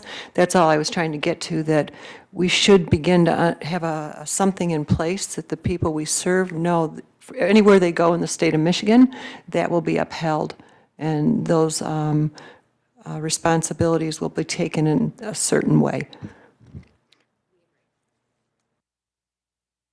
Any other questions for Vicki? Thank you, Vicki. Thank you. Our next presentation is statewide hospital update with Matt Owen.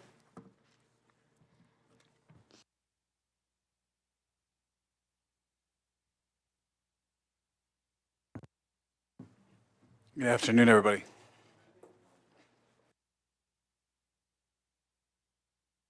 Bear with me while I get the adjustment here. You let me know when I'm good. Is that good? A little louder? Maybe right there? Okay. Okay, I was asked to provide a statewide hospital update, and a little bit loose, so I thought to just stick to some of the key points that are out there right now. Mostly everyone here, I suspect, has heard about access to bed issues and ED boarding. That really is the primary issue that's out there right now. There's a number of groups right now who are working on this and looking at it. This really has gotten to a pain point where various work groups and parts of the state are working collaboratively as much as they can to try to come together to try to find some solutions. The CARES Task Force, you've heard that talked about here, MDHHS, PHPs and CMHSPs, Certificate of Need Commission, LARA, hospital systems, and even the private sides, are, the Blue Cross and other private entities are being seen at some of the meetings, trying to troubleshoot on some of this and looking for some solutions. The interesting part about that is that while everybody is at this pain point, everybody's coming to work for solutions, all of these different entities are coming from different situations and different perspectives, and you can see some of that within the meetings. They have different levels of experience, different levels of engagement, different agendas on hopeful outcomes and so forth of how this is going to pan out. But nonetheless, what has been nice about some of the efforts is that the state has led several work groups that have involved opportunities for some of these entities to come together and work together and try to provide feedback and input into some of the solutions, which I think is great. One of the things that has come out of this is something called the Michigan Psychiatric Inpatient Denial Database, or MIPDD. This group started originally out of some works that occurred out in mid-state and then developed out and the state adopted it. The idea was a lot of the providers and regions were talking about how significant the denial issue was, how frequently people were being denied for inpatient. And they created a database to track that. It became quite elaborate. All of the PHPs and some of the CMHSP areas were trained and were provided access to this database. Data was tracked each time a person was denied inpatient admission, and this was uploaded into this database, and then they would track this and provide reports. I think a couple of numbers just to throw at you so you get an idea of what this looked like. Over a 6-month period between July 1st to December 31st, they had tracked 26,873 denials. 26,873 times people were said no when they were seeking admission. That's a lot. We still tried to work and track that data. However, there was found to be some validity issues around the tool. One of the issues was around, well, when somebody says they were denied because of acuity or because no bed availability, did that mean that was the reason, or were there other factors?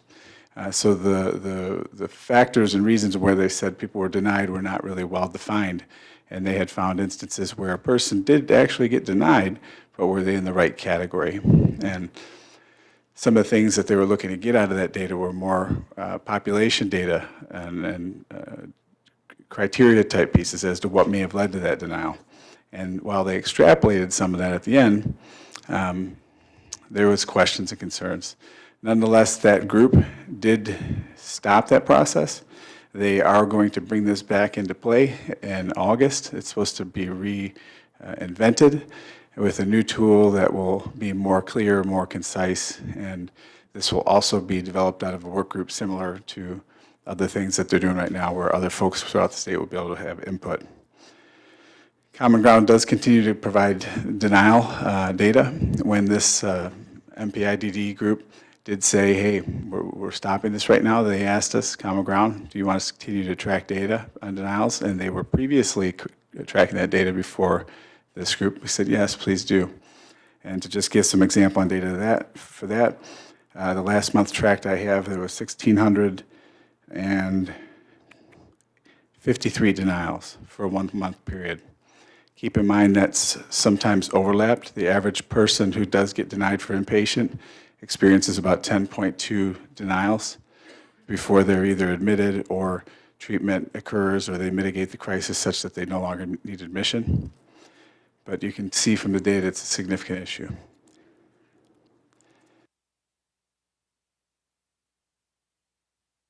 Part of the issue here is there's challenges with consistency in the method and resources across the region and across the state. This isn't the only cause for what happens here and why this is an issue, but it certainly worsens the situation. Just by example, respectful to our Tri-County partners, when you just look in Macomb, Oakland, and Wayne, we ended up making up about 65% of the Medicaid base, a large pool of the state. But there are 3 distinct separate processes in which we do pre-screening here within the Tri-County. We have our crisis team that we know, mobile crisis team. We have our mobile crisis unit, OASIS. In Macomb, they do 100% of their crisis screenings through telephonic, other than their ICSS, their Intensive Crisis Stabilization Service Program. So on one end of the line, their master level clinicians are doing an assessment with a person that's at an emergency department and taking screenings from them and making a disposition for inpatient. That process, without the eyes on and receiving a report, at least from our perspective, from the emergency department, who is very risk averse, not as well adept in behavioral health, not as well adept at working with our folks mitigating crisis, tends to lean towards requesting inpatient. That ends up resulting in a higher level of inpatient admissions. Macomb's inpatient rate is around 70%. It hovers between 65 to 70% of people that arrive in crisis end up being admitted. Comparative, in Oakland, ours is in the low 20s, about 22, 23% we tend to average. Wayne State, respectively, is in the mid-60s. I think last I read was 64%. A difference in the models are there. They have mostly community-based where they go to the emergency departments. But those differences end up resulting in a lot of folks getting admitted that we probably would not admit. So at the end of the day, in the Tri-County, we all share many of the same contracts. We have 13 inpatient hospital contracts in Oakland. About 11 of those are shared right around there between the Tri-County, Macomb and Oakland and Wayne. So we're all kind of scurrying for those same beds. A lot of folks that we wouldn't end up hospitalizing get hospitalized, a lower acuity generally than what we would hospitalize. So the folks that we would hospitalize end up stuck in common ground waiting for those beds, or stuck in emergency departments waiting to get in beds. The other thing that's notable is talking about the difference between public and private processes and payment and so forth. This doesn't get thought about a lot. When I go to some of the state work groups, or when we talk here and so forth, people think about access to beds. They tend to think about the public sector. But there's a whole population of folks on the private side that end up looking for inpatient as well. And hospitals, when they're looking for folks that are going to be admitted, and there's public folks, there's private folks, there are distinct differences between those populations and the things that they have to go through in the processes when they're selecting people from admissions. One of them is the administrative processes and requirements are lessened typically for the private side. The second is that folks with Medicare, folks with Blue Cross, typically can get admitted without a pre-screening process, and they can provide the care immediately for up to 3 days before they have to submit any documentation that's going to be reviewed for ongoing admission. That takes a big step off that front door, and a big administrative burden off that front door as well. The other parts of this is that a private pay tends to pay higher than the public side. The other part that I think is notable, and I think that people should just be aware of, is that on average, the folks on the private side tend to be less acute than some of our folks. All of those factors considered, and noting that we know from data that the utilization and need for the inpatient admission is about close to 3 times as much as it is than the private side. The public side needs and utilizes about 3 times as much. So we have these tri-county and other state area scurrying and battling, kind of fighting for these beds. And then we have the private-public side. Based on the factors I'm sharing, you can see where some of those challenges get, where once we've done our due diligence and mitigated crisis and did all the steps we can to divert, and we've absolutely saved lives last final efforts for those folks to be admitted, because that's what they need. Then trying to get those beds is a challenge, right?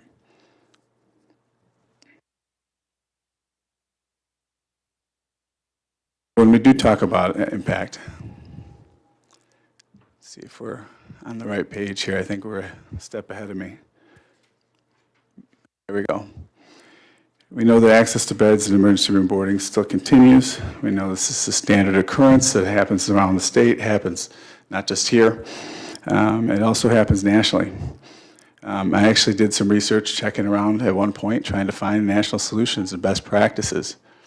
I've been doing this for a long time.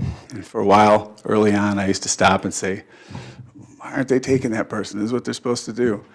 I've come to know and become friendly with a lot of the hospital providers. They're doing good work, and we have good partners in our hospitals, and they have challenges of their own and things that they need to make sure are being done right as well.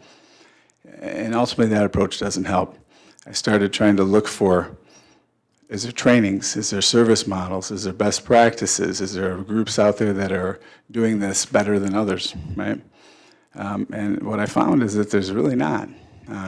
Not that I found. Only just recently I've heard some talk about some hospital programs and systems in Massachusetts that, interestingly, infuse a lot of ABA into some of the hospitals and a lot of resources. So I still have to dig into that a little bit more. But otherwise, I've went out and sent out national on NatCon, checked in with folks, and haven't found anything.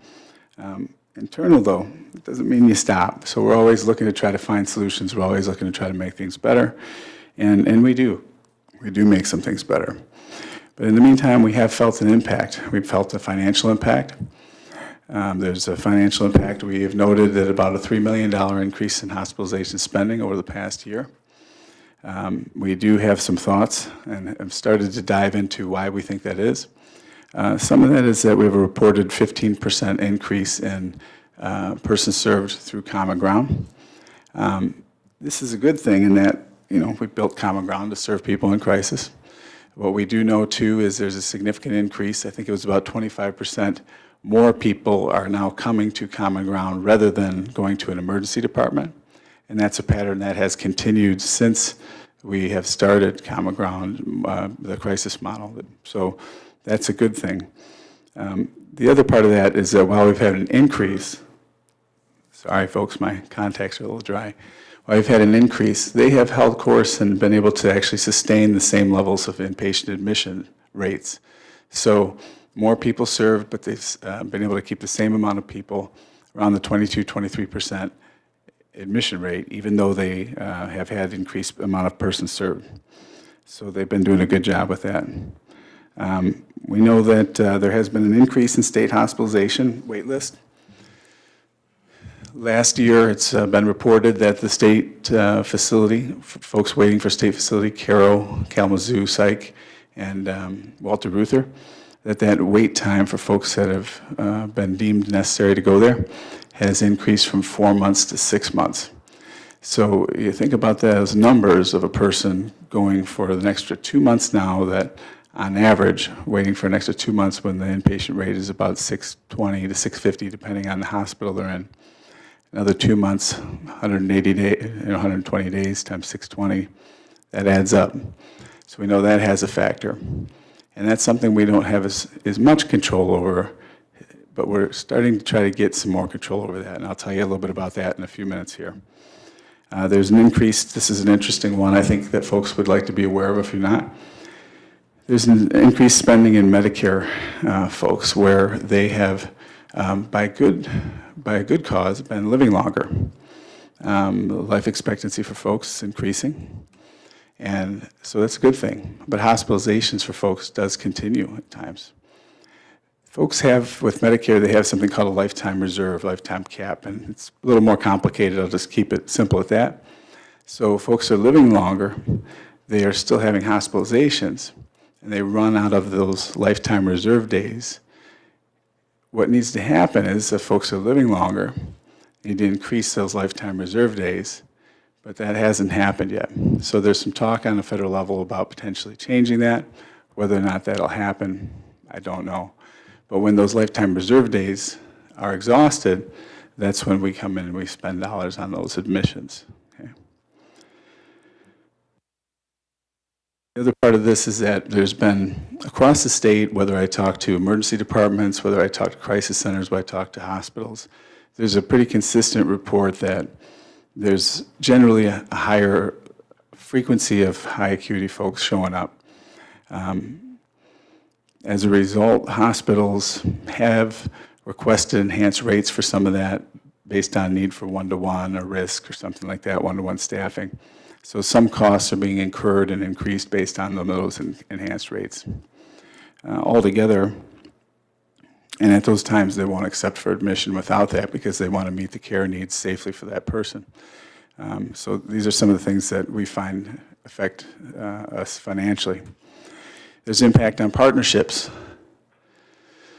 When we have these issues happen, there's strain on the relationships. We've had one hospital call legislators and make complaints about us, call customer services. When that happens, we try to meet with those providers, try to provide the facts, try to reconnect with them, try to find alignment where we can. Overall, we have ongoing meetings with the hospital providers to try to correct for any issues or concerns they have. But nonetheless, like I said, this is a pain point for everyone. Persons served ultimately is where this ends up hurting the most. There are people with unnecessary waits that end up in emergency departments, that end up in common ground, that get transferred back and forth a couple times. And the one thing I hold on to that's good is that when they do end up at common ground and they're at least they're in a trauma-informed environment, they're getting peer-based services and they're getting active treatment. And of note, something that Common Ground provided that I thought was really great. They provided some data that showed that between a period of time, a number of folks that had been assessed were meeting full eligibility, were supposed to go inpatient, but could not get into a bed because hospitals weren't accepting.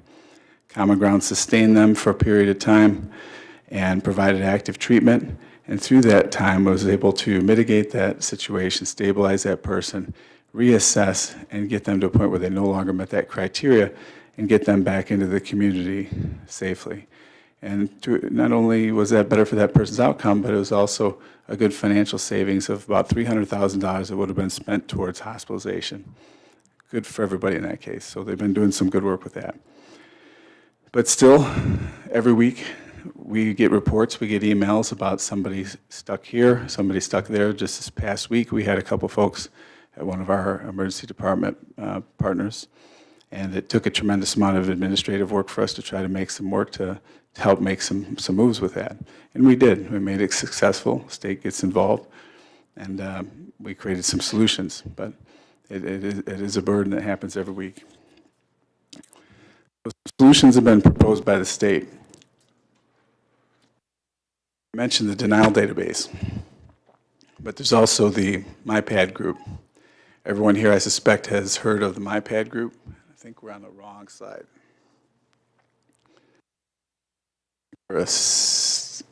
There we go. The MyPad group, overall, this was another group that brought in stakeholders. It brought in opportunity. There were a lot of folks from health plans. There was folks from hospital systems. What was interesting when I looked through the whole list of this when this first came out, there was hardly anybody from the PIHP and CMHSP side. There were some folks from the other regions, mid-state and the west side as well, but not a lot from the east side. Anya Eliason and myself were able to get on the MyPad work group and were able to participate in a couple different groups. And we were sure to take the opportunity to speak up. You've all heard the motto, that we say around here, speak up, and we did. And we needed to. The hospital systems are a different model. They're coming from a medical model. Some of the, respectful of the treatment, some of it is based on security and safety. We're coming from trauma-informed place a lot of times. So example, it just comes to mind, there was a talk about increasing the amount of security guards, and I said, well, why not peers? Why not peers? And I met with some resistance there, and I said, well, let's compromise. How about some security guards and some peers? Eventually, we made some headway, and we got some language in there to have some peers in the language of the MyPad group. There were 42 recommendations that were that came out of MyPad, but not all of them are going to be followed up on. Some of them were good recommendations, some of them were a little impractical. Some things have already come to be, some are going to take a little while longer. One of the key ones that came out of it is the Michigan Certificate of Need Commission. The Michigan Certificate of Need Commission is a group that ends up assessing and providing and overseeing hospital beds to hospital providers. They may allocate 10 beds to this hospital, 20 beds to that hospital, and then they oversee those bed certificate of needs, they're called. They were charged with 3 work groups. One of them was to do comparative analysis, which is their application process to see why one hospital would get beds over the other. The other one was a specialty pool review, which would look at, well, what kind of, we know we have access to bed issues, what kind of specialty beds do we need to meet the needs so we don't have these access to bed issues? And the third was to look and review and revise the bed need methodology. I was part of all this and on those work groups, except for the specialty pool bed, but I participated later in the discussions. The comparative analysis part, not much to say about that outside of they did a good job putting that together to try to really direct that application process such that it would end up leading to more hospitals who are applying having to have things in place to try to serve more Medicaid folks. That was a good thing. When it came to the specialty bed pool group, some good and some bad things I think are worth noting. They are going to add a high acuity bed pool, which when consistent through the denial database that I shared, even though there was a little bit of validity issues, but also consistent with our experience here in Oakland, consistent in the Tri-County region and other reports around the state. There are really 4, 5 situations that end up being most predominantly ED boarding issues or access to bed issues. It's folks with behavioral and aggressive tendencies and presentation, folks with MI and IDD comorbidity, especially if there's an autism diagnosis tied to it. It seems like an automatic denial. Folks with co-occurring medical conditions, folks with co-occurring substance use and MI, and then if there's a potential for placement issue on the discharge end. What's interesting and I think worth note, in particular for the autism piece, is last year what was reported was a 40% increase in the autism diagnosis. And I'm aware that some of the hospitals, because they don't have the skill set, training, or environment within their hospital to provide some specialty care for those needs, sensory stimulation tools and so forth, will say no at the front door. What's interesting about that, though, is that with the 40% increase, what's happening, and will continue to happen as this increases more, is some of the folks at the point where they actually need that inpatient admission, who have historically been admitted and served by that organization, now will have that diagnosis.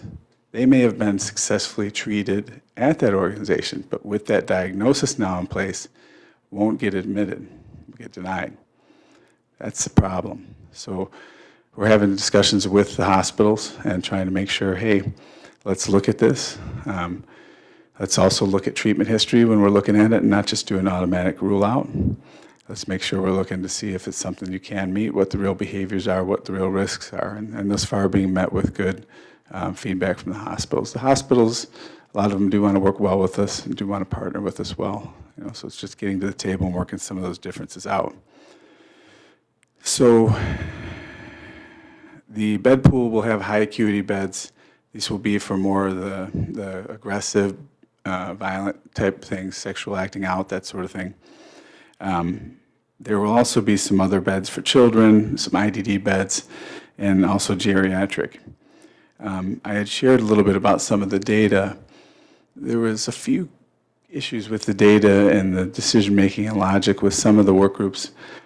Very much respected all the folks I worked with, a lot of very intelligent, knowledgeable folks. What was missing was some of the data, specificity in the data. So by example, the geriatric pool. I had asked them and said, hey, can somebody explain to me a little bit why there's so many geriatric beds in the specialty bed pool? And the Tri-County, and I can speak well for Macomb and Wayne, we don't really struggle with access to beds or ED boarding for geriatric population. It's more the populations we've talked about.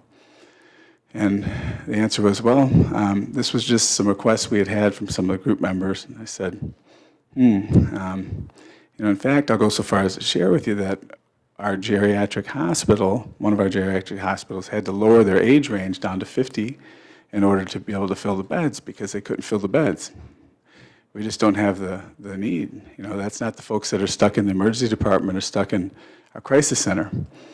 The response I had received was, well, it won't matter because hospitals don't have to use them if they don't want to use them. I said, well, it will eventually take away resources. The group did not feel like it would take away resources, but I respectfully said I don't see that there's any way it would. If a hospital provider has dollars and money and investment, and they can look at a pool of geriatric beds, a pool of high acuity beds, geriatric beds are going to tend to have more Medicare, which is going to be a higher pay. It's going to be less administrative burden on the front end, less regulatory oversight. You can admit them a few days in advance without having to have the oversight in the pre-screening process.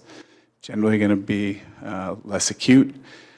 Not to say there's no challenges with some of that population, but that pool or a lower paying Medicaid, high acuity tendency with behavioral, violent, some aggressive risk, that sort of stuff, it's going to be an easy choice for that hospital provider. So they're going to invest in that route. That's why I suspect that Jerry pool was as high as it was. There was no answer for that one, really. So we'll see. Either way, I'm glad to see that there's a high acuity bed pool that's going to be coming. And I just emphasized to the group that while there's a high acuity bed pool, we have to understand that there's got to be dollars attached to this. Please speak to the RMDHHS partners, make sure investment in this, because people aren't going to come to the table unless they know there's going to be investment in the dollars to support it. Next slide here I think is important to see as well. So out of the bed methodology, similar, the data is missing. And initially the methodology was going to be, well, we'll put one bed to every 10,000 residents. And that's basically how some of the methodology is for emergency site or emergency medical beds. But it didn't take into account any factors relative to geographic or utilization or anything like that. As we talked as a subgroup, we said, we really have to look at this a little closer. There's a lot of migration and transfers. People from Grand Rapids come here. We send people to Grand Rapids. People from the northern counties come down here for admissions. It mixes around. But the state doesn't have accurate population data relative to geographic factor and things about the persons.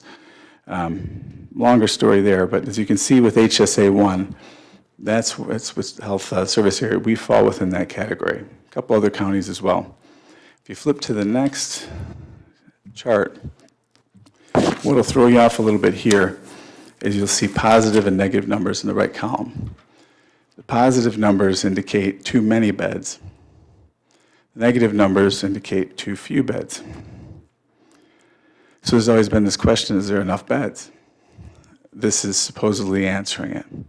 So the suggestion here, recommendation would be that we have too many beds in this region and that we need more beds in these other health service areas, which are other parts of the state. Overall, it would suggest that the difference is 166 beds too many for the state, 188 too few. If you do all the math, it's about a difference of adding 18 more beds. Flip to the next screen. This is for adults, for children. And this is spread around a little bit more. Just keeping in mind some of the data issues aren't solid as we'd like, but this was really the best model out of 8 or so that was proposed.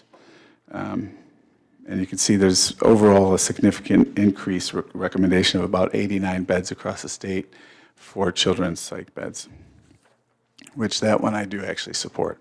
I think there is a need. Going on to the next part, I want to talk a little bit about statewide medical clearance, standardization. This is another part that came out of my pad. This is falling into place right now, but there's a lot of concerns with this. This ties really, the concerns tied to throughput. A medical ED is usually going to have much more resources and medical expertise. You have to make sure that the rest of the steps through the process for that person are accepting of that medical clearance and have the medical expertise and tools and capability to serve that person that they're deeming to be medically clear. So especially the IMDs who have far less medical resources and supports. And so then at front end at the emergency department, if a medical ED is saying medically clear, however consistent it is and whatever terms they use, on the other end of that, the IMDs, Havenwick, Kingswood, they have to also say medically clear makes sense to us too. Otherwise, they won't accept, bottom line. So that's a challenge with that, and we've shared that data with that feedback. Psychiatric bed registry, Representative Valpole passed legislation. This is supposed to come to fruition, where we have a bed registry. We'll see what that comes about. I have questions about the validity of that and how accountability will be tracked, but hopefully this will make a difference. Expand funding for therapeutic foster care. As some of you have heard from previous decisions, we are taking part of that via CLS, and there's more detail that's going to come about from that. There was recommendations about increasing law enforcement training and CIT, and everybody knows we're involved and all over that, and a state leader in that. That helps with diversions, it helps with incidents that lead to admissions. It's just a good thing. Require 24/7 crisis stabilization. We're all over that as well with our pilot with New Oakland. We've had an upward trend and just passed the 100 community intervention mark just recently. So they're doing a lot of good work right there. And you'll continue to hear, as a board, more good feedback about the work they're doing. I won't say too much about the HRA. I'm trying to kind of speed up a little bit here for you, other than to say that the hospital rate adjustment is something that helps to add a little more dollars and adjust for the rates for Medicaid. Bottom line of this is that they did make some changes this past year and added some utilization factors that help to account for making sure that the hospitals that are providing care for folks with Medicaid end up getting more money.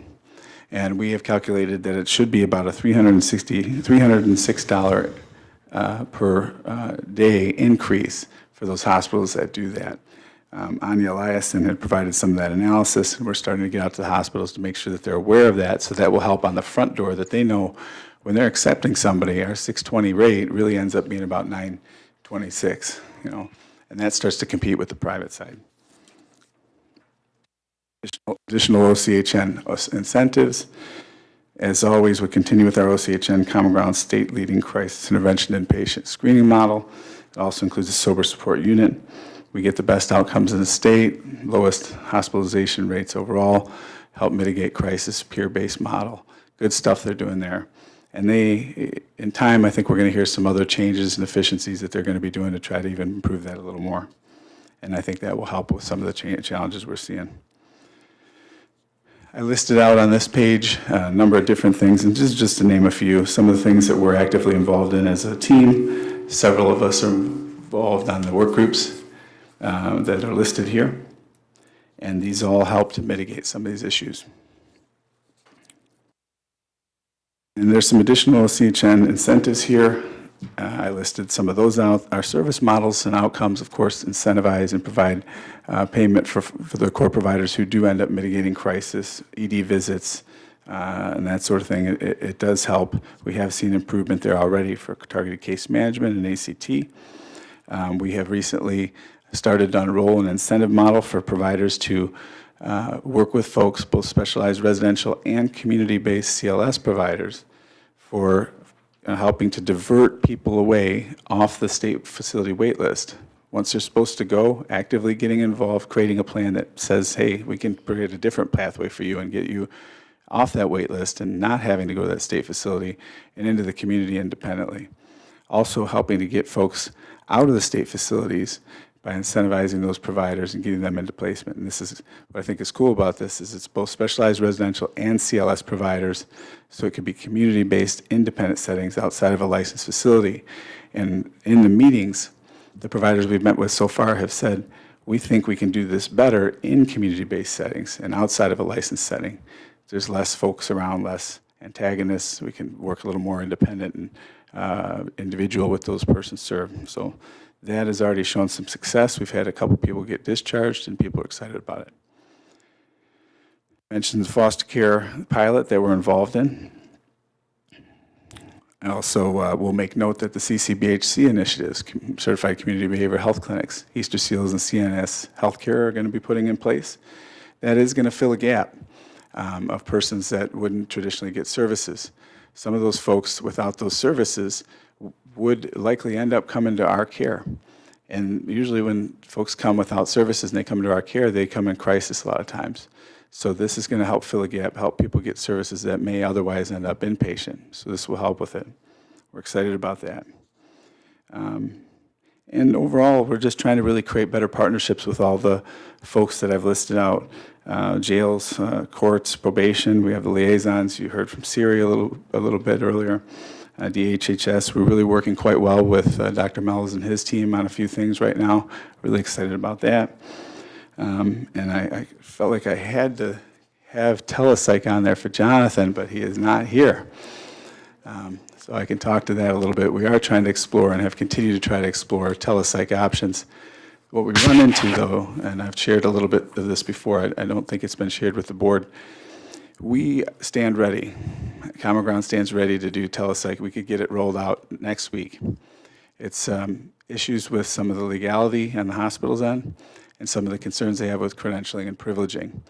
If they engage in telepsych with Common Ground, for example, there's concerns around the legality of it and concerns about admitting rights with that psychiatrist. And if Common Ground then has admitting rights for that hospital through that doc, that affects their payer pool, affects their finances, affects their acuity on the hospital. So they want to have that control on the hospital, and I can understand some of the reasons for that. But thus far, we haven't had luck. We've had conversations, and there's potential. But I wanted to explain that because I think it's been talked about a little differently without that level of detail. Aside from that, I am open to questions. Questions for Matt? Hey, Matt. Could you, you've mentioned that we have about 13 hospitals, beds that we have access to. Can you list off the hospitals, or at least some of them, that we are utilizing? Absolutely. We have Ascension, which formerly, St. John's Ascension, and there are several sites there. There's a St. John, Ascension Macomb, there's Ascension Oakland, there's Providence, there's Morass, there's Crittenton that's also under their umbrella. We have Behavioral Center of Michigan. We have Behavioral Center of America, which is a totally different affiliate, otherwise known as Stonecrest. We have Harbor Oaks, Havenwick, Kingswood, Pontiac General, McLaren, and St. Joe Mercy. I think that's everyone. Oh, I had no idea we had so many. Secondly, if we have a bed that we have access to specifically for, say, geriatric or whatever, if there's no case that meets that criteria, does that bed lie dormant until somebody comes along, or can that bed be utilized for somebody with another issue? It depends on the allocation from the CON commission for that bed, like that CON bed, like for example, Pontiac General just added a 15-bed unit for IDD. That's a 15-bed block, and it has to be IDD. Some populations you can mix, some you can't. They have to be under that category. And then even the consideration of if some of them can mix, because of the way that the certification of need is set up for that population, you still have to look at what's happening on the unit. So if you did have geriatric and you could mix some folks, there's usually age range restrictions around the geriatric folks. But let's say you were to mix somebody, you'd have to say, well, is it going to be safe and beneficial for the whole group and this individual to be on this unit? It gets complex, but there are also different types of units where it may not be beneficial, where some populations, the way it may intersperse. And then there's some hospitals that have swing units where you can actually separate out populations. So there's factors that the hospitals take into consideration when they have to make those types of decisions. So it depends on the physical plan, it depends on the certificate of need allocation that they have, and depends on the acuity of the folks that are there and what's happening on their unit. So hopefully that answers it, but. Yes, you did. Thank you.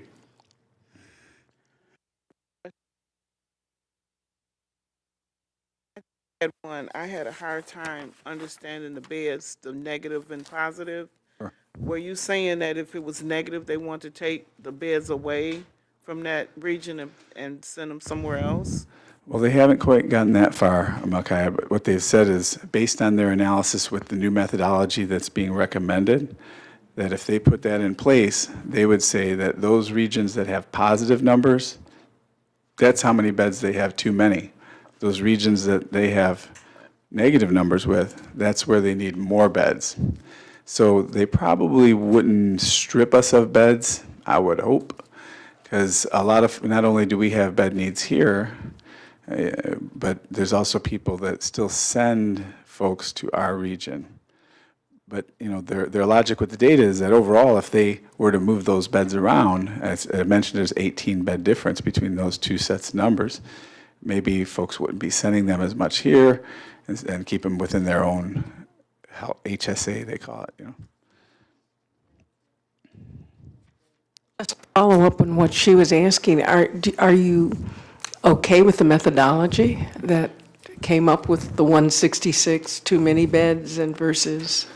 It was the best out of what could come of the methodology. The concern I had is that they didn't have the best data to make some of these decisions. And what I mean by that is that the hospitals, most of them collect population data that know the person served, the funding source, where the person came from prior to admission, where they go to post-admission. They know how many days they were there, everything. The state doesn't have that level of detail.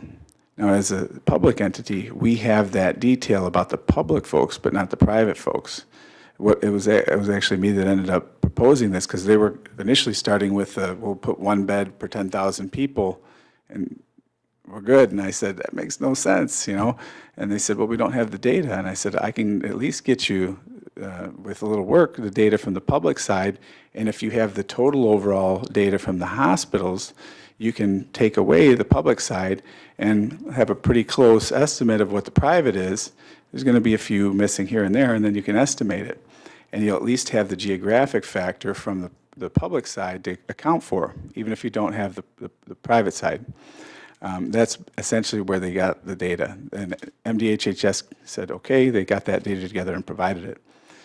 One of the other things that was a recommendation was that with this methodology, that they require the hospitals to all gather and complete a system such that they're providing that population and geographic factor data over the next 3 years in a CON Commission report, so that in 3 years they review the methodology and be able to create a better methodology that's more accurate, that attaches to that population data. So it's as good as it can be right now. I do believe most, if not all, of those hospitals currently have that data, but they're on different systems, and getting it together, they weren't ready to attack that yet. Any other questions for Matt? Thanks, Matt. Thank you for your time. This is our second opportunity for public comment. Is there anyone? Yes, Ms. Cummings?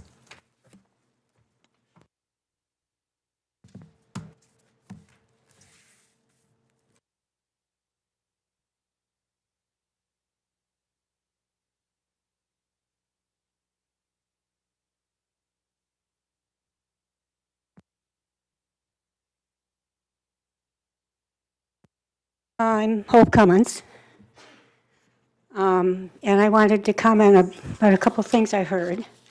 One was about Macomb County and why their system is different. And I think families know why their system is different. Macomb County allows consumers to present their own appeals to the appeals committee. They can come in, they can talk about what they're talking, what their issues are. You imagine how much more comfortable you would be if you were a consumer and you were allowed to prepare your appeal that way, rather than write it out. Some people aren't good at writing. So these consumers are allowed to present their appeals to the committee, and given the opportunity they need to beat the case. Secondly, the board is the appeals committee. And our experience from the families that are there is the board is very sympathetic. And I think if we would think about allowing consumers to present their own appeals instead of writing something up, and of course, somebody can always help you from the rights system to present your appeal, but these are the people who denied your appeal. You don't want these people helping you. You want to be able to do this yourself. So I think we should be making these accommodations to consumers and allow them to make their appeals orally to the committee or their families or whoever their representatives are. But I think we can see that there's something different in Oakland County or Macomb County, and that's what it is. And it makes a difference. It doesn't mean that their services are worse because they higher rates. It means that somebody's listening to them and they're acting on it. Secondly, I think when we look at the MI and DD rates, I don't know what the, there are a lot more MI clients than DD clients. I don't know what it is, 3 or 4 times as many MIs as DDs. And then we've got the rates of the appeals and the substantiation. And we need to look at why are MI clients not making appeals. The majority of the appeals are made by the DD population, which is fine, except why are we not encouraging our MI families and consumers to file appeals?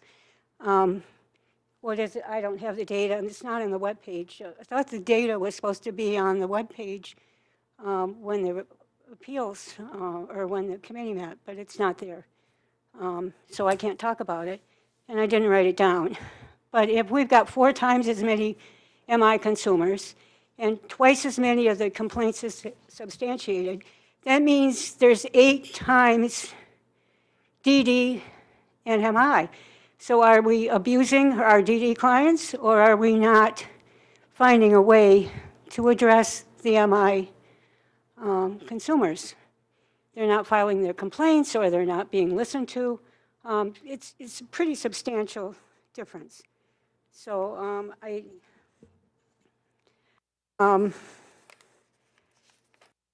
wanted to talk about hospitalization. Our daughter went to Common Ground. She was, it was after her head injury. She was certified, and she was there, and they couldn't find a bed for her. So the people at Common Ground told us, Paige has Medicare. If you take her to an emergency room, they can't turn you away. And what they told us was that it could be a very long time before Paige gets a bed at Common Ground because everybody was denying her because of her acuity. So, I mean, it sounded good to us. She's got Medicare. We'll take her. We haven't gone home yet. But we live in Washington County, so we took her to the University of Michigan. And we had a very angry doctor there asking why are we there with a CMH client from Oakland County. He was not very nice. But he called Oakland County, and they said, well, Paige wasn't really hooked up for Oakland County, which is kind of she had her own private doctor, which she did.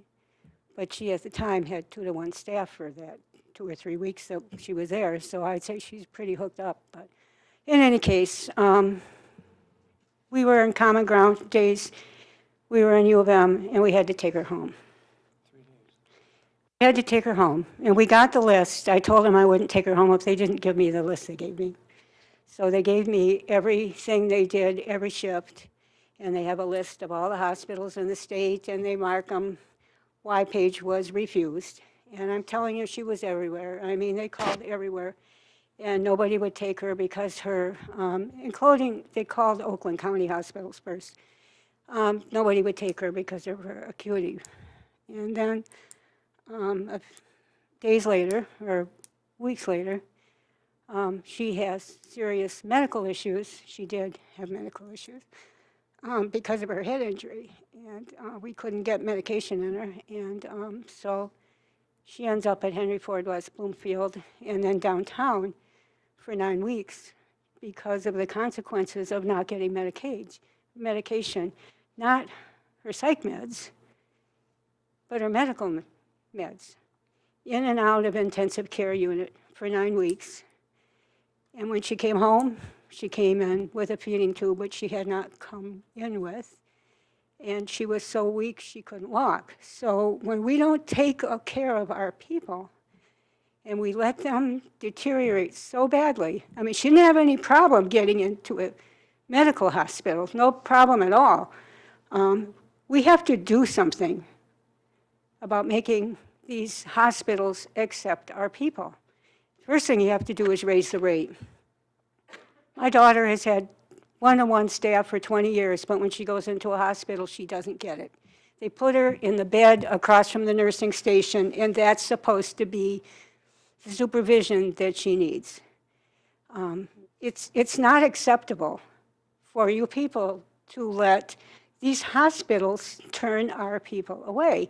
I mean, for us, it was a terrible, terrible experience because of how she deteriorated physically. I mean, we got her back psychiatrically, but physically it was an awful experience. And it's not enough to say there's no solution, because these are the highest need people we have, and we have to find a way to get them care. I also think we're putting people in freestanding hospitals. They say many of the people who come to a psych unit, at least 50% of them have medical issues, and they probably don't belong in a freestanding hospital. Many of these people need to be in a hospital, medical hospital with a psychiatric unit, so they can get the care they need. The last time Paige was at Havenwood, she was in the emergency room 11 times.